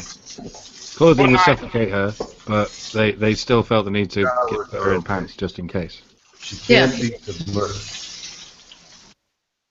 Okay, so she wants to be moist, but she cannot be submerged. Okay. Well, she's an amphibian, kind of. Does anyone else get the idea that Anita sort of hit a sweet spot, like a humiliation dominatrix sweet spot, where she's showing men this sexual shit, and she gets to show men the sexual shit completely free of charge, and then she just humiliates, by shaming men for having these sexual urges? Because there is that. I mean, there is that service in the fetish community. That's true. And to Anita's credit, it takes a long time to fish through other people's YouTube Let's Plays to find the content that you're looking for your video. No, this is all like this. Is she gonna do that famous scene on the boat where she's so the camera's moving around her? That scene everyone else was talking about a fucking year ago. Yeah, but here's the thing, this starts to feel like a sort of a combination. Anita's playing sort of a combination of financial domination and humiliation domination, which are both sexual services for men. Mm-hmm. She gives them this sexy material, and then she says, oh, you should feel ashamed about it. But here's some more, and you should feel ashamed about that. But here's some more, and give me some more money, and you should feel ashamed. It's like, yeah, I think I'm onto you, you racket. No, actually, well, maybe it's a legitimate service. I don't know. Okay, this is just some woman. What? That was creepy. What's wrong with her? She's drinking. She's drinking. That's fucked up. You see, She can't wear clothing because she breathes through her skin. Wow, that's a really unique idea, Anita. Nobody named Jim Sterling already made this argument several times in a really long and annoying video where they were essentially trying to say that the idea that there could be something science fiction fantasy about a character is just so ludicrous that it's just a veiled attempt to hide the actual sexist nature of Hideo Kojima. Yeah, that was weird, like the way she was shuddering while she drank. And go down to a slut walk and ask them all why you're dressed like that. 90% of them will give you an answer that makes less sense than because I'm a plant. They'll say, I'm dressed like this because it's not consent. Well, I didn't consent to look at you dressed like that. But that's not an issue. These ludicrous narrative justifications don't make it okay. Regardless of whatever absurd explanation a game might provide, it should go without saying that the only real functionality of outfits like this is to titillate the presumed young straight male player base.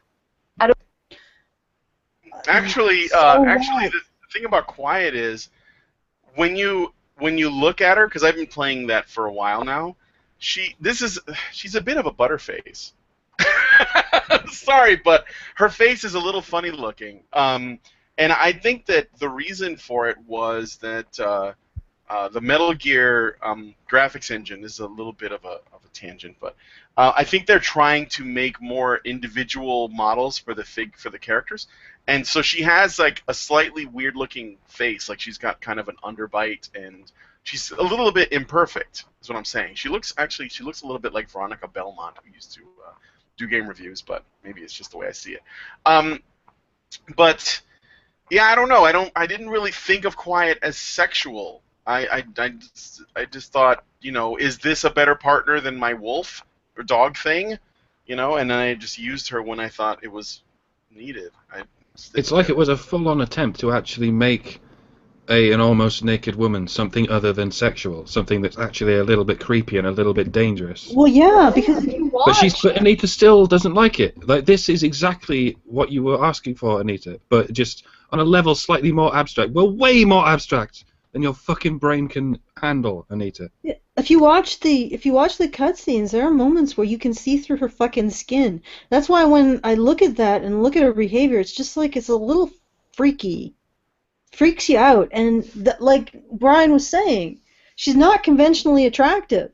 So it could be easily that they're playing with this idea of sexualization itself, because in this case, she almost is like she's not human, and it's freaky. Like that when she was shuddering while she was allegedly drinking, that was just fucked up. Oh, and yeah, the fact that she just doesn't really give a shit about human norms is also really creepy.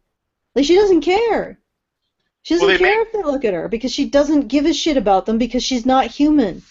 Yeah, there are several moments where, Quiet is presented as she's intended to be a bit intimidating, and not just sexually intimidating, but just intimidating in general because she doesn't speak, she's a mute.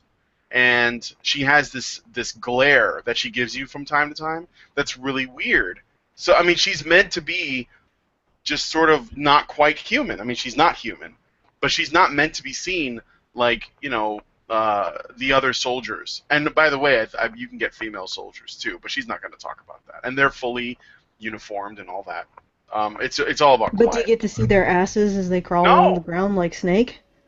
Well, if you play as them, sure, you can actually switch to the soldiers and do all this stuff. But I wouldn't do it. I'd rather just be Snake. Why would I play Metal Gear and be somebody else? Of all the arguments that are tossed out to defend the impractical and objectifying clothing that women are made to wear in games, there's one in particular that I hear the most often, and that's perhaps... Made to wear. Anita, stop taking away women's agency. You are the mouthpiece of traditional gender roles. Perhaps the most pernicious. That argument is, maybe that's what she wants to wear, which is ridiculous. No one wants to wear slutty clothes. Certainly not the sluts in the slut walk. What are they wearing them for? Okay. These women are fictional constructs. That means they don't dress themselves or pick out their own clothing. Whoa, and I can't believe I have whoa! to say this. Is that the boss? Okay, so the woman in the middle, that's the boss from Metal Gear Solid Snake Eater. She is one of the best female characters in gaming. She is the final boss of the game, and she is I think that's the boss. No, Anita doesn't know what she's talking about. Granted, she's a bit sexual there, but not when you're actually playing the game. I don't know where that image comes from. That's wrong. Sorry, no. All of these visual designs are deliberate choices made by the developers, and they serve a specific purpose. They communicate to straight male players that these characters exist primarily as sex objects to be consumed. And yet, if they don't have a good quality of skill set in their environment, those same straight male players will make that game be a dud. See where you're like what Brian was bringing up, it completely defeats your argument, Anita. Ultimately, the sexualization doesn't matter. It's whether or not these female characters, these female playable characters, have an effective skill set in the world and create through their us adopting their agency in their world, create an engaging game. So everything comes down to their ability to act and be powerful and to have consequences and to take effective action within their world, within their respective game world. Everything comes down to that. Everything else is secondary. So your entire premise is completely false. One other thing. Go ahead. Oh, go ahead. Oh, I was going to say. Well, I was just going to say, she's the fact that the male gamers will reject a sexualized female character who is shit to play is the exact opposite of what she's asserting. Mm-hmm. That's all I have to say. The other thing I wanted to add in about Quiet, which was the woman in the nylons and the plant woman from before. In the game, you can actually get her clothes that cover more of her skin if you wanted. These are just optional things if you just felt like dressing her up in other clothes. But on top of that, Snake can also wear her clothes. So you can actually have Snake wearing the outfit that Quiet is wearing in the game. If you wanted. It's for the lulz, but there it is. You can do that. In doing so, they also reinforce the larger notion in our culture that the value of real human women is determined largely by their sexual desirability to men. What? So sexual desirability is a value that you get just by existing. It's an intrinsic value. Like women can also be valued for everything that men are valued for. It's like, honestly, like I said, sexual appeal is pretty much the name of the game for evolution in terms of propagating your genes when you're a member of a sexually reproducing species. It's an important thing, you know. Yeah. Sexually appealing. It's not something that's imposed on people. The desire to be desirable is not imposed on people from outside. Maybe the criteria, right? As far as, you know, what people are going, what other people are going to find desirable sexually in you, maybe those are imposed externally, right? In terms of, yeah, no, I like redheads, well, I don't, right? Or whatever, but, right, the desire to be sexually appealing, to be sexually desirable is a universal human desire. Mm-hmm. It's not hard to imagine what more practical clothing options might look like for some of these characters. But if you're having a hard time envisioning that, I'll let you in on a little secret. For those of you who aren't familiar, there's this thing called a sports bra. Sports bras are designed to keep breasts held in place to better facilitate athletic activities. In other words, they're used to prevent jiggle physics in real life. You know why I know that that's not true? Because I have never worn a sports bra. And you know why? Because they don't do shit. Mm-hmm. That's actually a good point. Unless you have no tits whatsoever. What's with this condescending, like, this really, like, snarky, condescending tone that people like her use to describe things that everyone knows about? I think it's an ad. I think it's an ad for sports bras, you guys. Well, I'd also like to point out that in the cultures that these women are part of, they are conservative cultures that do not want them to wear sexualized clothing. So I'm just pointing that out there. Asian cultures tend to be more conservative, more, as feminists would put it, patriarchal. And we all know that Korean women are known for their enormous breasts. There are many female martial artists, athletes, and women in combat roles that developers could use as inspiration when designing and dressing their female characters. It's important to note that the amount of skin shown. But the amount of women who've occupied these roles throughout history, we don't need to make them practical on that level. You know, that's okay to have a female in medieval armor killing people. That's fine. That's the impracticality of that. The unlikelihood of that, the fact that it doesn't relate to reality, we can ignore that. But if we put her in a bra, or if we put her in lingerie, suddenly it's a problem. It's a fantasy, and it always was a fantasy. I noticed the only athlete she's showing us is a javelin thrower. No runners at all. No. Well, she showed long jumpers. The people who wear panties and this. They're hardly wearing anything, and they're wearing less than the characters. Some like of the athletes. Tennis players and gymnasts. She did show a runner, but yeah, no. I mean, she's literally showing, and this body, okay, this body on this woman, on this javelin thrower, right, is not a sexually attractive body, but neither is the body of most Major League Baseball players, right? I mean, you can essentially be fat and play Major League Baseball, you know, because it is really, it's not even so much about, you know, general athleticism. It's about, can you hit the ball and can you run like freaking the length of my front yard really fast, right? You can be fat and be like, look at fucking Pete Rose. Look at a lot of these baseball players. They got like fucking chub like my boyfriend has. And he's a fucking the javelin thrower? I don't think she's fat. She probably, like, if you look at her stomach, she doesn't have an appreciable stomach. No, she just doesn't have like an unattractive body, probably because for javelin throwing, you're going to want a lot of that back muscle, which is going to make her chest bigger in proportion to her waist. So it's it isn't fat. It's an awkward body type that isn't considered conventionally attractive. Yeah, but you look at her legs too, right? Her legs are not muscular, right? Even her other arm, her left arm, is not particularly muscular. Like, I mean, she's got her one skill, and it has to do with her one arm, and it has to do more with technique than it probably does with muscle. Okay, I'm gonna. It's not the crux of the problem. Sorry, go ahead. Anita wants a world of gaming where everyone is just super realistic and super frumpy looking. So no games that featured dragon protagonists or like a meat boy or a robot kid or none of that, because it's not realistic. If it's not realistic, it shouldn't be a game. This is the way this is where her head is at. It's also probably a really shitty angle for this particular female. Oh, yeah, I think that if she's like going to like a dinner or something and she wanted to look good, she probably would clean up very well, probably. Okay. Well, many female athletes were minimal. Well, the thing is with certain type of athletics, like this kind of thing, javelin throwing, I'd imagine it's mostly the back and the sides.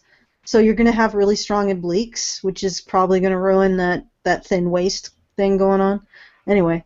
I'll continue with what Anita has to say. It is not the crux of the problem. Many female athletes wear minimal, form-fitting clothing because it's more. This woman is wearing like essentially panties. Yep, basically. Anita's confessing that. Is she going to use aerodynamics? Well, Anita is confessing that. I just want to see what she justifies. Okay, Karen, let's listen to what Anita has to say. All right. Conducive to their activities. However, their outfits are not designed with the primary goal of sexualizing the athletes for the benefit of spectators. Okay. Okay, so what about why are male gymnasts wearing fucking stupid-looking shorts right? And female gymnasts are wearing a leotard that crawls up their butt. Yeah. What about tennis players? The female tennis And players. actually, if you think about it, the male gymnasts, they're wearing those pants because nobody wants to see their body, really. And that's a different kind of objectification. When you look at what's happened to soccer players, football players' shorts over the past few decades, there used to be tiny fucking short disco pants in the 70s. Women used to like watching football because of them, much like women in Australia love watching Aussie rules football. But nowadays they're fucking Bermuda shorts all the way down to the knee for the same fucking reason. There's more complaints of male thigh than there is of approval of male thigh. Does that mean when men were being objectified back in the day, or does that mean that everyone's disgusted with males now? Which direction are we going here? Yeah, that's the thing. Like, the reason why men's and the Bermuda shorts aren't more practical. They're less practical because of wind drag. So we're actually putting male athletes in less practical clothing. Because there's a reason why competing naked was a thing, back when we didn't have spandex. Because it was easier to run when you're not dragging around a sail. And so we put men in burqas, in like soccer burqas, because we don't want to see that shit, because it's ugly! Men are fucking ugly! Who wants to see a man? Fucking troll? That's what we're doing. Is this what you want women to be? You want to take away women's intrinsic sexual value the way we do for men. Why the fuck did that happen anyway? Why is it that we're going the other way with men? To more and more shapeless, unattractive, ugly clothing. Because we just don't want to see it. Because we value men so much, we just don't want to fucking see them. If we could all give them like invisible cloaks, we would. God damn it, men, why can't you be invisible? Do your work without being seen at all, because we value you so much. We don't want to fucking see you. We don't want to recognize that you even exist. Put you all in goddamn fucking invisible burqas. That would be better. That's the way to go, right? Because we value men so much. Sorry, I'm sort of pissed. I could go for an invisible cloak. Anyway. The problem of female characters wearing impractical, sexualized, and objectifying attire and being put on display for players is not a difficult one to solve, and developers already know how to do it. Even many fighting games that have several sexualized female characters on the roster often have one female option who is in more practical attire. Get ready! The Dark Souls games are generally... This is just a banana. You guys want to pipe up with anything? I mean, like... When it comes to Street Fighter, it's all about the character design. Makoto, who is the karate girl that they showed, yeah, she is not as showing as much skin as the others, but that's not really because Capcom was saying we got to think about the women's. It's because they were looking at each individual character and they were like, how sexy do we want this one? How sexy do we want this? How much skin do we want to show here? Whatever. What design looks best? How about this? And they were basing it on stuff that they saw from other sources. Makoto was visually based on Akane from Ranma 1/2, who wore a karate gi, and it was kind of a tomboyish girl. Makoto was a tomboy, so they basically just showed that. When it comes to Dark Souls, Dark Souls is not intended in any way to be sexual because it's very much a dark fantasy, and that would seem out of place to them. So, but at the same time, you could take all of your female characters' clothes off if you wanted and play the game that way. Okay, well, here's something. You were saying throughout this whole thing that a lot of these games have less sexualized options of female characters or outfits, and yet it's like she's bringing that up as a situation which is good, but she's cherry picking those games and ignoring the fact that those games also apply to this situation. For the most part, almost every game she brought up had exactly that option, an option to do a less sexualized character or a less sexualized costume, and yet she chose to cherry pick and present all of those games in this one particular way, and then say, well, this game, which does the same damn thing, is okay because of it, because that we have a non-sexualized option. It just sort of like there's not like this. What is the point to all of this? Anita wants, she wants Dark Souls, and I think she's going to say that because she said that developers can do this if they just follow these examples. So essentially, but they already have. That's what I'm saying. Those they are, yeah. What she wants is for all of them to do it. So even if you work at Vanillaware and you're making a Dragon's Crown 2, she wants the female characters in Dragon's Crown 2 to look like the knights in Dark Souls, even though the feel, design, artistic, approach or artistic philosophy are completely different. She wants all games to basically be the same games, which basically makes none of them any unique at all from each other, because she thinks that if the less sexualized it is, the better it must be, despite the fact that the game has to be good in the first place.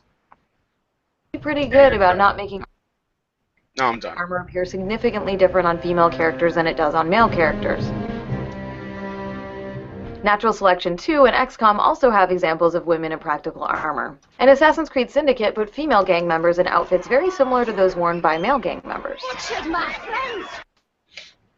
Better, except apparently if those are the two guys next to her, that's not very similar at all. She looks more aristocratic. Which would again tie into that whole power is sexy thing. Shall we continue? Yeah. None of this is to say that characters in games should never be sexual. Far from it. Sexuality and sexualization are very different things. The sexualization of female characters is about designing them, dressing them, or framing them in ways that are specifically intended to be sexually appealing to presumed male viewers or people who find women sexy, which also includes lesbians. I don't know, that chick on the left really doing it for me. Who? The chick on the left is really like this big huge hole in her jeans on her left buttock. Yeah. That's just like, I just want to stick my hand through there. Okay. So, Anita, I think even being sexualized for women, for people who find women attractive. So what you're saying is that if straight men also find these women attractive, it becomes problematic. So it's okay if lesbians find these women attractive or bisexual women find these women attractive, but they are being sexualized if straight men find them attractive. You defeat me. Yeah, if the majority of the audience for these games, if it was like 90% women buying these games and whatever percent lesbians, she wouldn't have a problem with it. It'd be like, yeah, that's women empowering each other. But because it's mostly white males, it must be a bad thing. She wants a game where there's two kinds of games. Games where women are massively sexualized and games where women are in burqas. And she wants men to only buy the games where women in burqas. I don't know how you're going to enforce that, Anita, but that's clearly your final solution. Okay, but the other thing... Buying the games with sexualized women in them. All right. So essentially the only difference between a woman being sexy and a woman being sexualized is if a man is looking at her. Well, yep. The problem is that the majority of people who find women sexy are men. So you're just essentially saying that men are bad. That's it. This all comes down to that. Men are bad and should feel bad. Men can't enjoy women. I was just saying men are not allowed to enjoy women. That's basically the only difference. Presumed male viewers or players.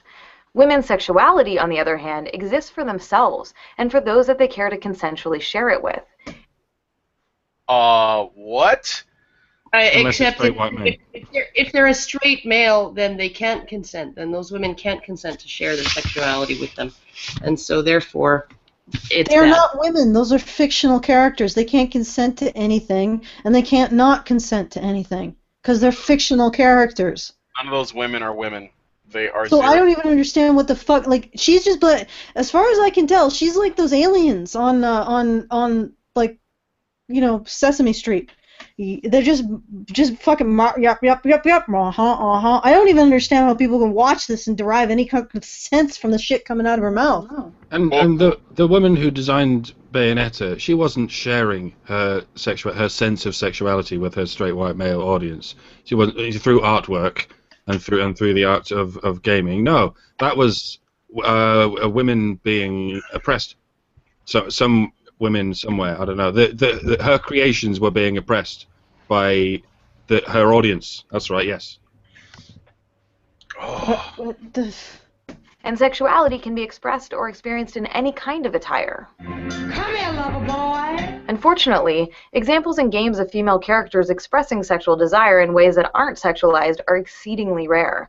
These next few examples aren't great depictions of what we're talking about. They're just some of the only examples that exist at all, which serve to illustrate how rare it is for female sexuality in games to be presented in ways that are humanizing rather than sexualizing.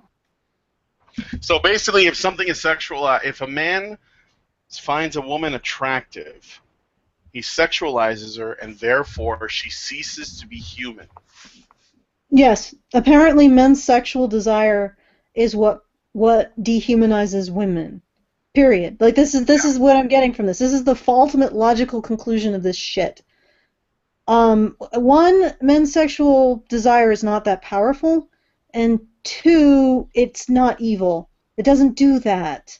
In fact, our sexuality, the complexity of our sexuality, is more likely that men subjectify. In other words, they turn women they find desirable into subjects whose internal reactions they are interested in, than whatever this is. And I've noticed that they're no longer using the word objectification. This is a new thing? Is it? Are they away from it? Maybe? Yeah, are they responding to the fact that, objectification is an actual mental illness and they're appropriating someone else's suffering for their bullshit? If there's one thing these people are good at, it's fucking with words. Yeah, but I've noticed that they're moving away from using objectification. I wonder. They're trying to adopt something else. Sexualization. Sexualization is actually a broader term. They can actually make it a more blanket statement too. Well, and it's also something that you can't really objectification is absurd. It's absolutely fucking. It's as absurd as saying that men have epileptic fits every time that they see a sexy woman. It's as absurd as that. It's so.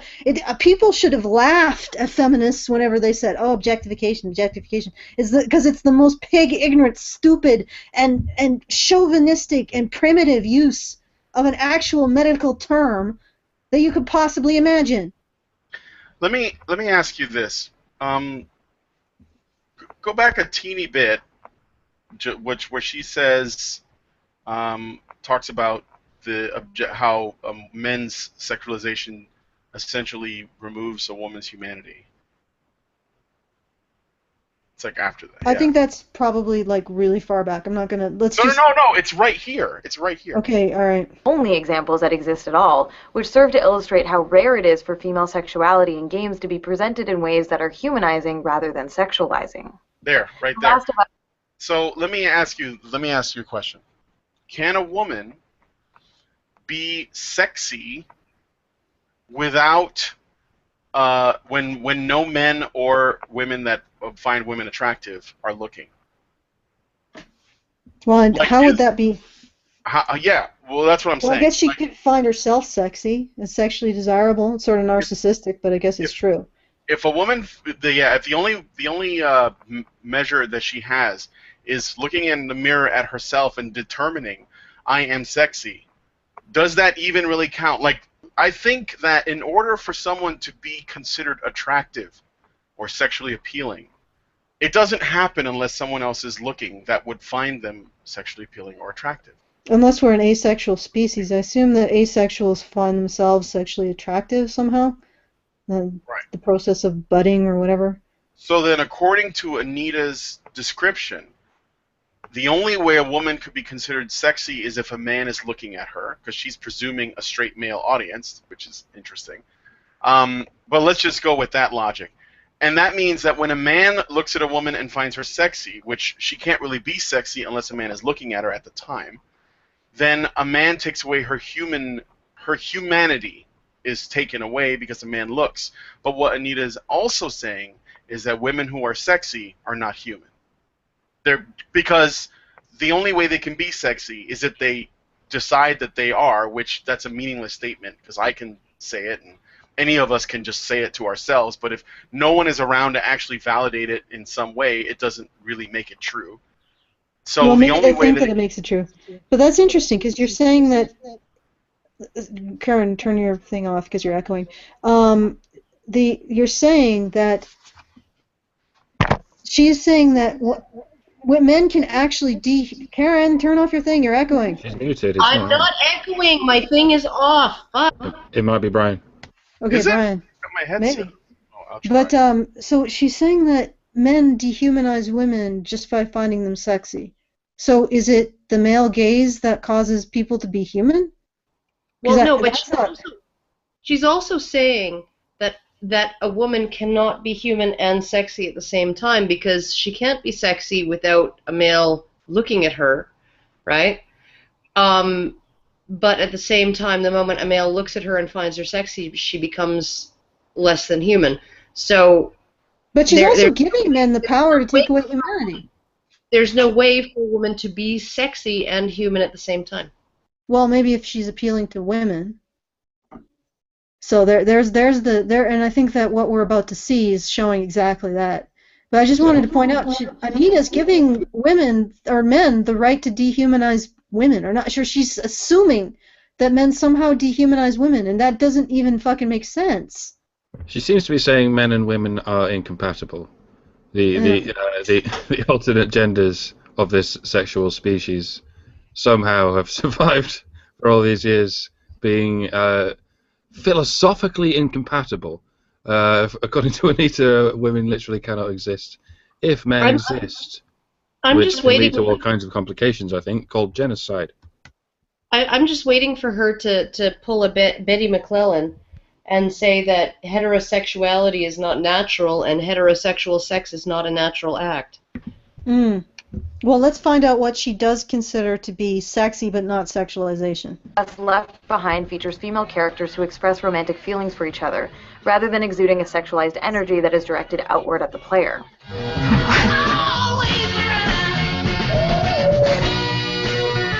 What do we do now? So, sexy but not sexualized, underage lesbians. Yep, I was just gonna say, these girls are probably like, I think she's about 14 at this point. The white girl is. I don't know about the black girl. And this, I mean, just in my personal opinion, having played the shit out of The Last of Us and the expansion, this is the expansion Left Behind. It was boring as shit. And it was just to like build up to this moment, which felt really, really out of place when you play the entire game. Anyway. Okay, so we now have one example of what Anita considers to be sexy but not sexualized. Underage lesbians. I guess it's a good rape. All right. We'll figure it out. And in Firewatch, though it's only heard and not seen, Delilah expresses sexual desire for the player character Henry. I wish I was over there.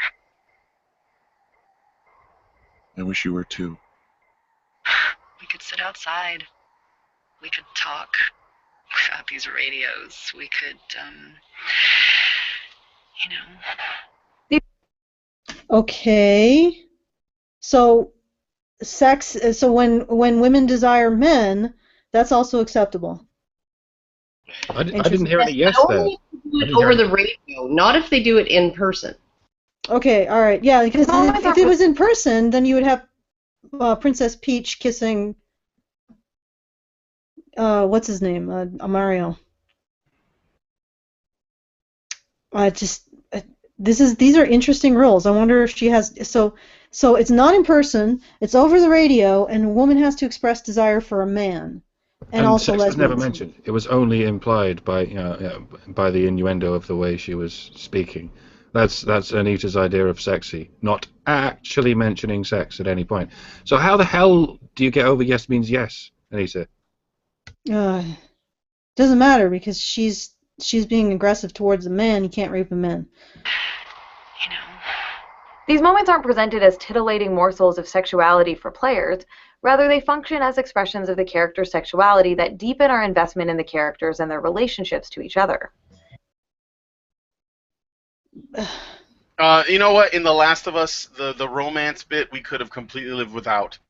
Ellie is a far better character without that moment, because of her relationship to Joel, who is basically like a father to her.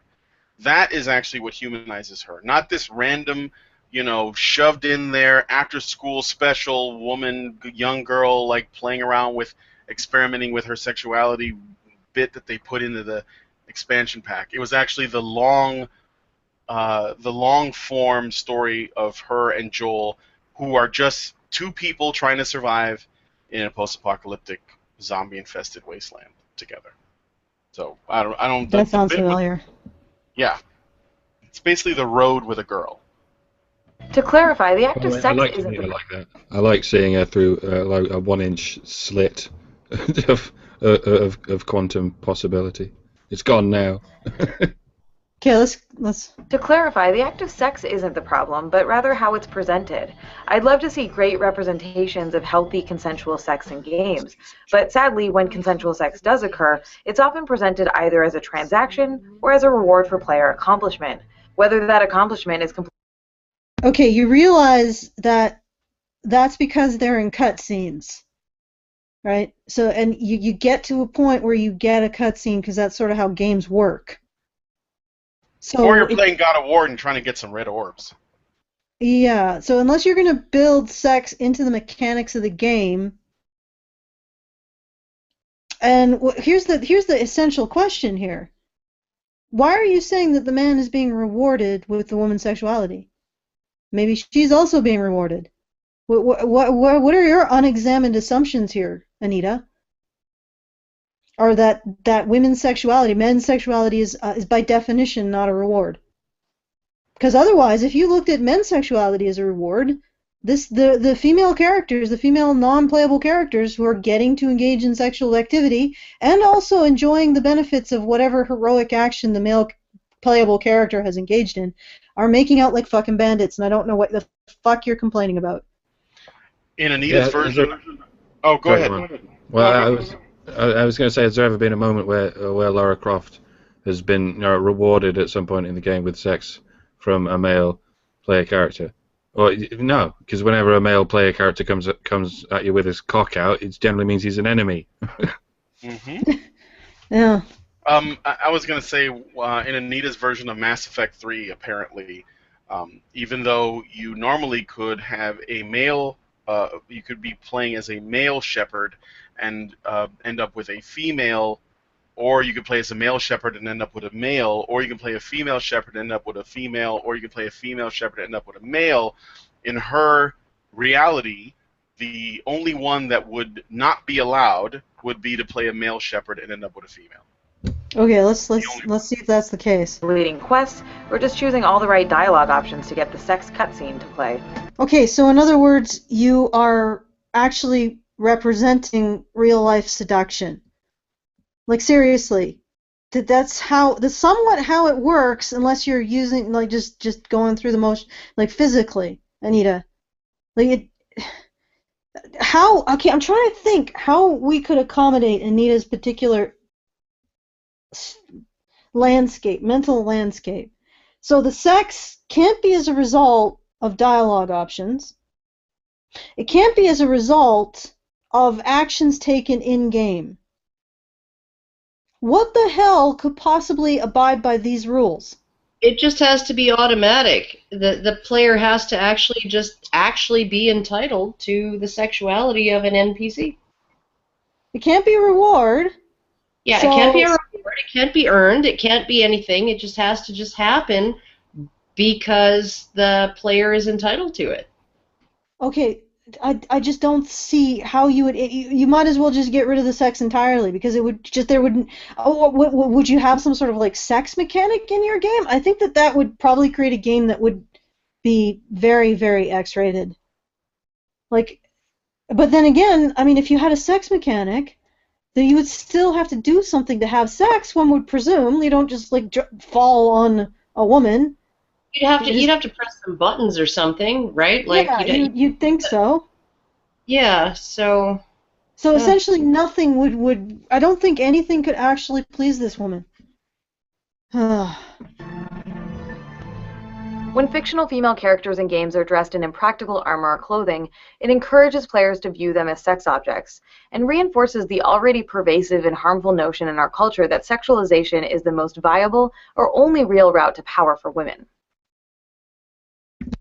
Seriously? She's just repeating herself. She's just repeating her. Let's just move on.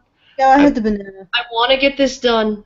Yeah, it's pretty close to done. By contrast, when those characters are dressed in clothing that is truly practical and functional for the work that they're doing, and when they express sexuality and sexual desire in ways that aren't served up as sexualized treats designed primarily for straight male players to consume and enjoy.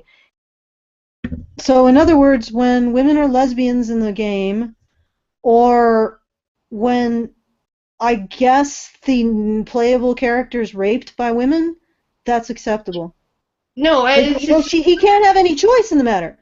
She's he can't literally have any choice, because if he did, she's literally saying if you make the man actually do stuff to earn the consent of the non-playable character, right? Okay, that's bad because it presents female sexuality as a reward. But if the sex just happens because it just that's somehow not the male player feeling entitled to sex. Like if he can just like grab any woman, and just like fucking go to town on her, right? That would be wrong too. So like, is there any way for a male?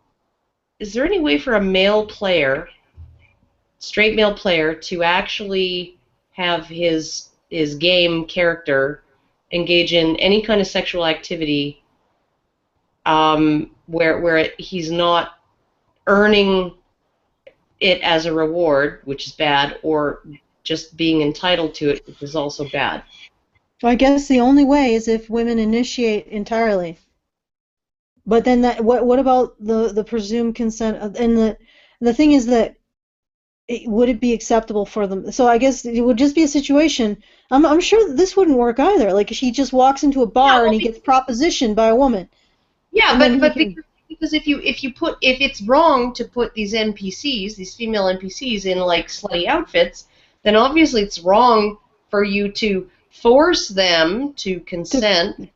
Or no, force them to hit on the male character. Because let's imagine, okay, all right, so we got some scenarios here. We got the male character, and he walks into a bar. And let's imagine he has to do something in order to attract a woman at the bar. That's wrong, because then she's an reward. Let's say he has to walk up to her and talk to her to get to know her, and then they have sex. So that's wrong, because it's also a situation where it's a reward. But if he walks into the bar, and the female character hits on him, and says, let's go have sex, that's also wrong because the creator is forcing her to do that. And she doesn't have any consent in the matter. So essentially what Anita is arguing is that we shouldn't have sex in games at all. I wonder what the end game of this is. White straight men suck, and they should never get what they like. Their any desires they may have are bad. Period. Okay, but the end game is just basically purging games of all sexual content except for lesbians, and flirting over. Because if that woman with the guy who's a gamer. As long as the lesbians are 14-year-old girls, yes, because they have to be because if they're like really hot lipstick lesbians, then that can also be interpreted as something that is to titillate men. So you can't have that either.